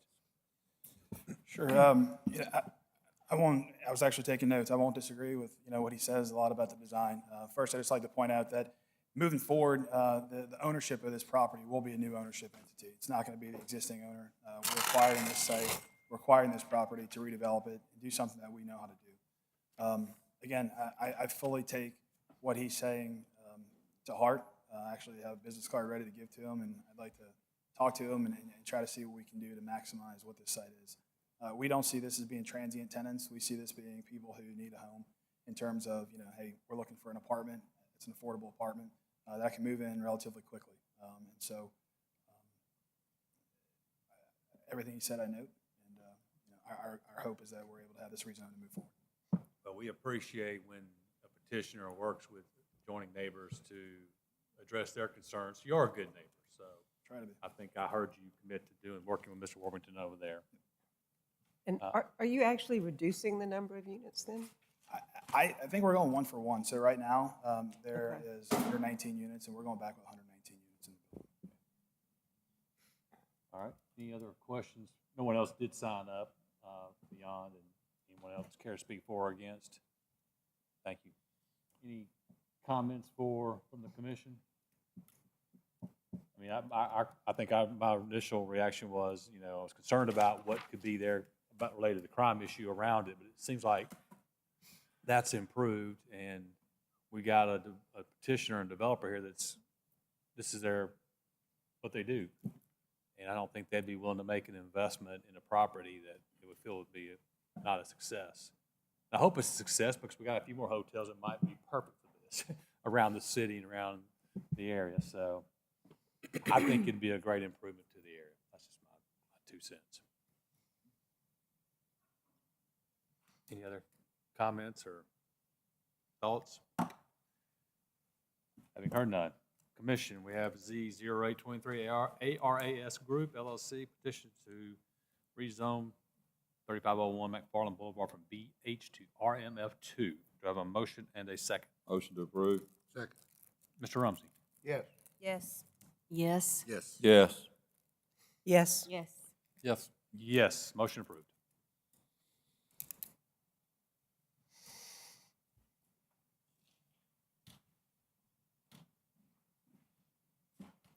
All right, next case, we have Z0923 Longleaf Engineering LLC petitions to rezone approximately 0.37 acres located at 1210 and 1216 18th Street from ML to R4. This is in Council District 2.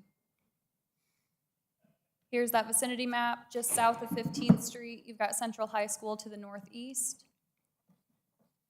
And here's an aerial view of the property. There are 2 lots tonight for rezoning. And here is that subject property. The structure on the right is an existing duplex, and on the left is up for redevelopment with this rezoning. To the east, you've got property zoned ML, and to the south, you still have property zoned ML, but it's used as single family. And this is a rezoning request to R4 to allow for the construction and use of a residential duplex. And again, here's that property. So there's currently 1 duplex on the lot, and then they're requesting to redevelop that second lot on the left. And here is a site plan of what that could look like. They're meeting R4 setbacks, providing parking in the rear. This does not conform to Framework. Framework identified this area as flex employment. Here's that future land use character map, but directly on the opposite side, it was identified as residential. And here are those permitted uses within R4. Do you have any questions for staff? Can you go back to the map, the area?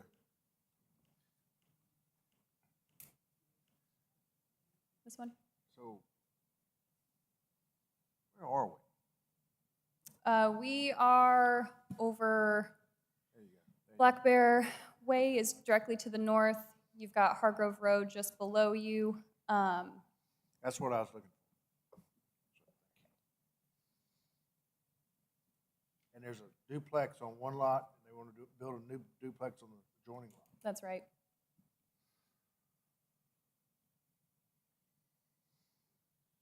And it doesn't conform with Framework, but it's congruent to the adjoining properties, is that? Right. Directly across the street, you've got residential. And this is an area that has kind of been popping up with new development. So Framework called it flex employment, but we've been seeing some commercial use in this area as well, which also was not in conformity. So it's up to y'all for how we'd like to move. Any other questions for staff? Thank you. Petitioner.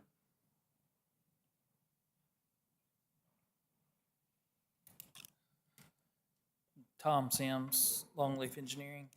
Not a lot I can add to that. I will say the rezoning request for the one lot that's existing kind of cleans up a zoning because the current duplex is planned to continue as such. No changes to the use is expected. And they want to do a similar type residence next door. So they're sort of companion rezoning cases.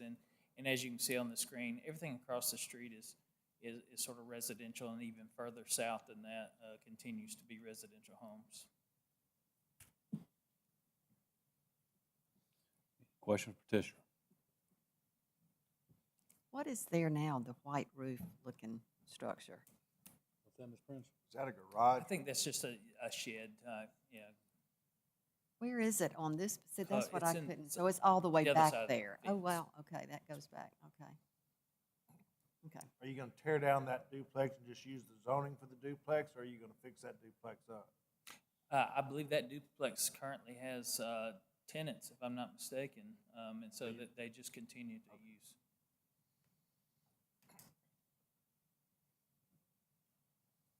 Any other questions for petitioner?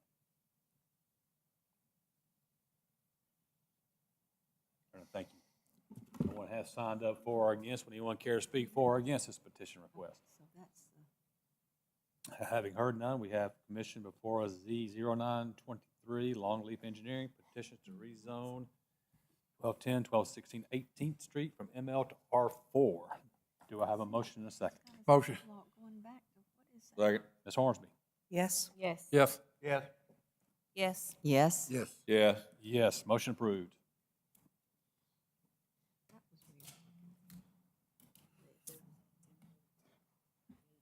All right, Commission, next we have Z1023, HR Properties LLC petitions to rezone approximately 1 acre located at 531 through 619 25th Avenue East from RD2 to R4. This is in Council District 5. Here's the vicinity map. It's just right near Alberta Elementary, as well as the gateway along University Boulevard. Here's an aerial image of those properties. And the land itself. South of here, you've got fire station. And to the west, there's some vacant land zoned RD2. This rezoning request is to R4, and it's to allow for the construction and use of residential duplexes. And again, here's that property. And here is the layout of those proposed duplexes. So there are 6 in total. Each duplex would have 2 bedrooms. And they're showing the required 30 parking spaces in total.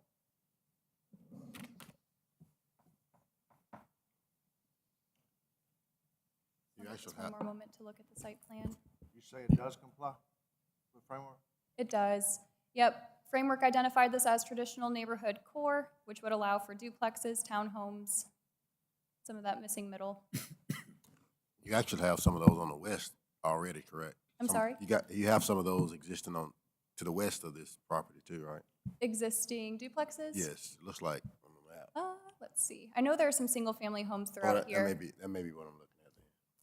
Yeah, they're a little tinier. The lots are smaller. Some have some detached features as well. But they look new. They look fairly new. Okay. Yep, this area is up for redevelopment. And yep, like we said, it conforms to framework. And this is that future land use character map. And all of the permitted uses within R4. Any questions for staff? Petitioner?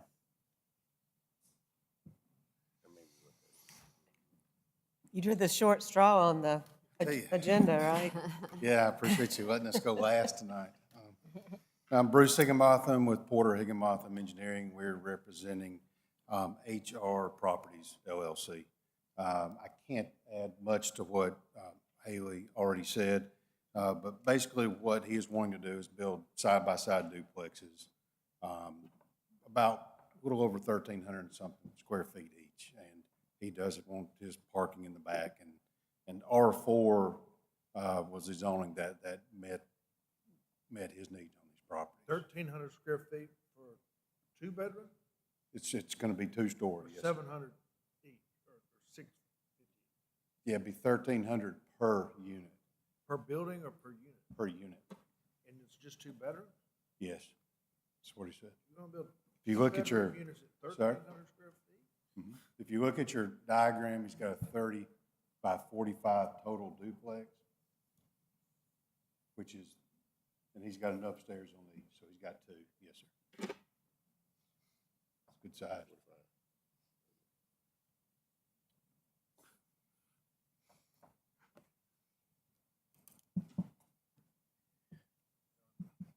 Any questions for petitioner? Okay, have you heard none? Anyone care to speak for or against this petition request? I think 12 years vacant lot would be, I'm sure that nice to have some more beds out that area. Any comments from commission members? Having heard none, commission before us, we have Z1023 HR Properties petitions to rezone 1 acre, 531 through 619 25th Avenue East from RD2 to R4. Do I have a motion and a second? Motion. Second. Mr. Rumsey? Yes. Yes. Yes? Yes. Yes. Yes. Yes. Yes. Yes, motion approved. We got other business. Commission, don't pack up too soon.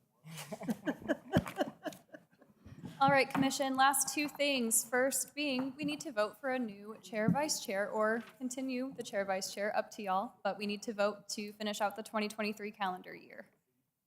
So, you may talk amongst yourselves, nominate whoever you'd like to nominate. No comment. I move the same, leave everything Second that motion. same. Everybody good with that? Yeah. I think it can be an all in favor vote. Yeah. All in one, or?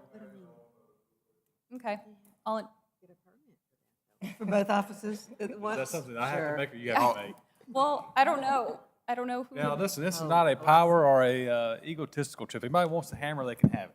I move that, you need to move. Go ahead. I move that we keep the same chair and vice chair. I second. All right, can we state their names for the record, Oh. please? Oh, yeah. Oh, state their names for the record, Vince. I move that Chair Bill Wright and Vice Chair Tim Harrison remain for the remainder of this year. And they get a Let's code. go ahead and elect him for 2 years. And they get a raise with that too. Yeah. They get a raise. We get 6 minutes as opposed to 3, right? There you go. I second that motion. Perfect. All in favor? Hey, we Aye. Aye. we want y'all to bring back the Chick-fil-A. Working on it. We're gonna Hey. unionize on you guys. I did ask for closer parking spaces for y'all. And where is that, by the way? She did. And a few other incentives. Zach sent us out like a little teaser and had to retract. It was definitely premature. Well, then I think it's- Disregard. But I appreciate that. Then that needs to be part of the motion then. Are we Wow. going into the zoning ordinance? We need something out Are of we this. gonna do this other thing too? So they got taken away? Well, yeah, we had them for Then y'all about hush. Do y'all, 3 minutes. do y'all not park on the second floor deck? No, they don't, let's get that. Can we get that taken care of for the? They used to let planning commission All right, park all right. over Your there. badge Don't we gets have you to in do one more thing? Let's rein it back in. Let's rein it back in. One more thing. We're amending the zoning ordinance as it pertains to gastropubs and bar taverns. Oh, yeah. So there's only 2 real changes here, but it's all throughout the zoning ordinance where it applies. So this is a new section, section 24-180, application for conditional use. It really just kind of solidifies it. You have to go to the board to allow for approval of the gastropub or the bar tavern use, that it's not transferable, and that any substantive changes require approval by that board that approves it, unless, and then adding that into the footnotes, essentially where we specify what exactly city council looks for conditional uses, conditional use approvals for gastropubs and bars. And that's it. Was this done as a response to something we had? To something that city council, it's kind of a response to how city council is taking gastropubs and bars.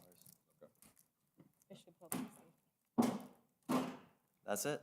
I guess y'all have to vote to recommend approval. That's just Or, You're letting us know this, right? no, you gotta vote to recommend. Want a voice vote or? All right, Commission, we have this request for these changes to the zoning ordinance for gastropubs and bars and taverns. All in favor say aye. Aye. Aye. Those opposed? Ayes have it. Meeting adjourned.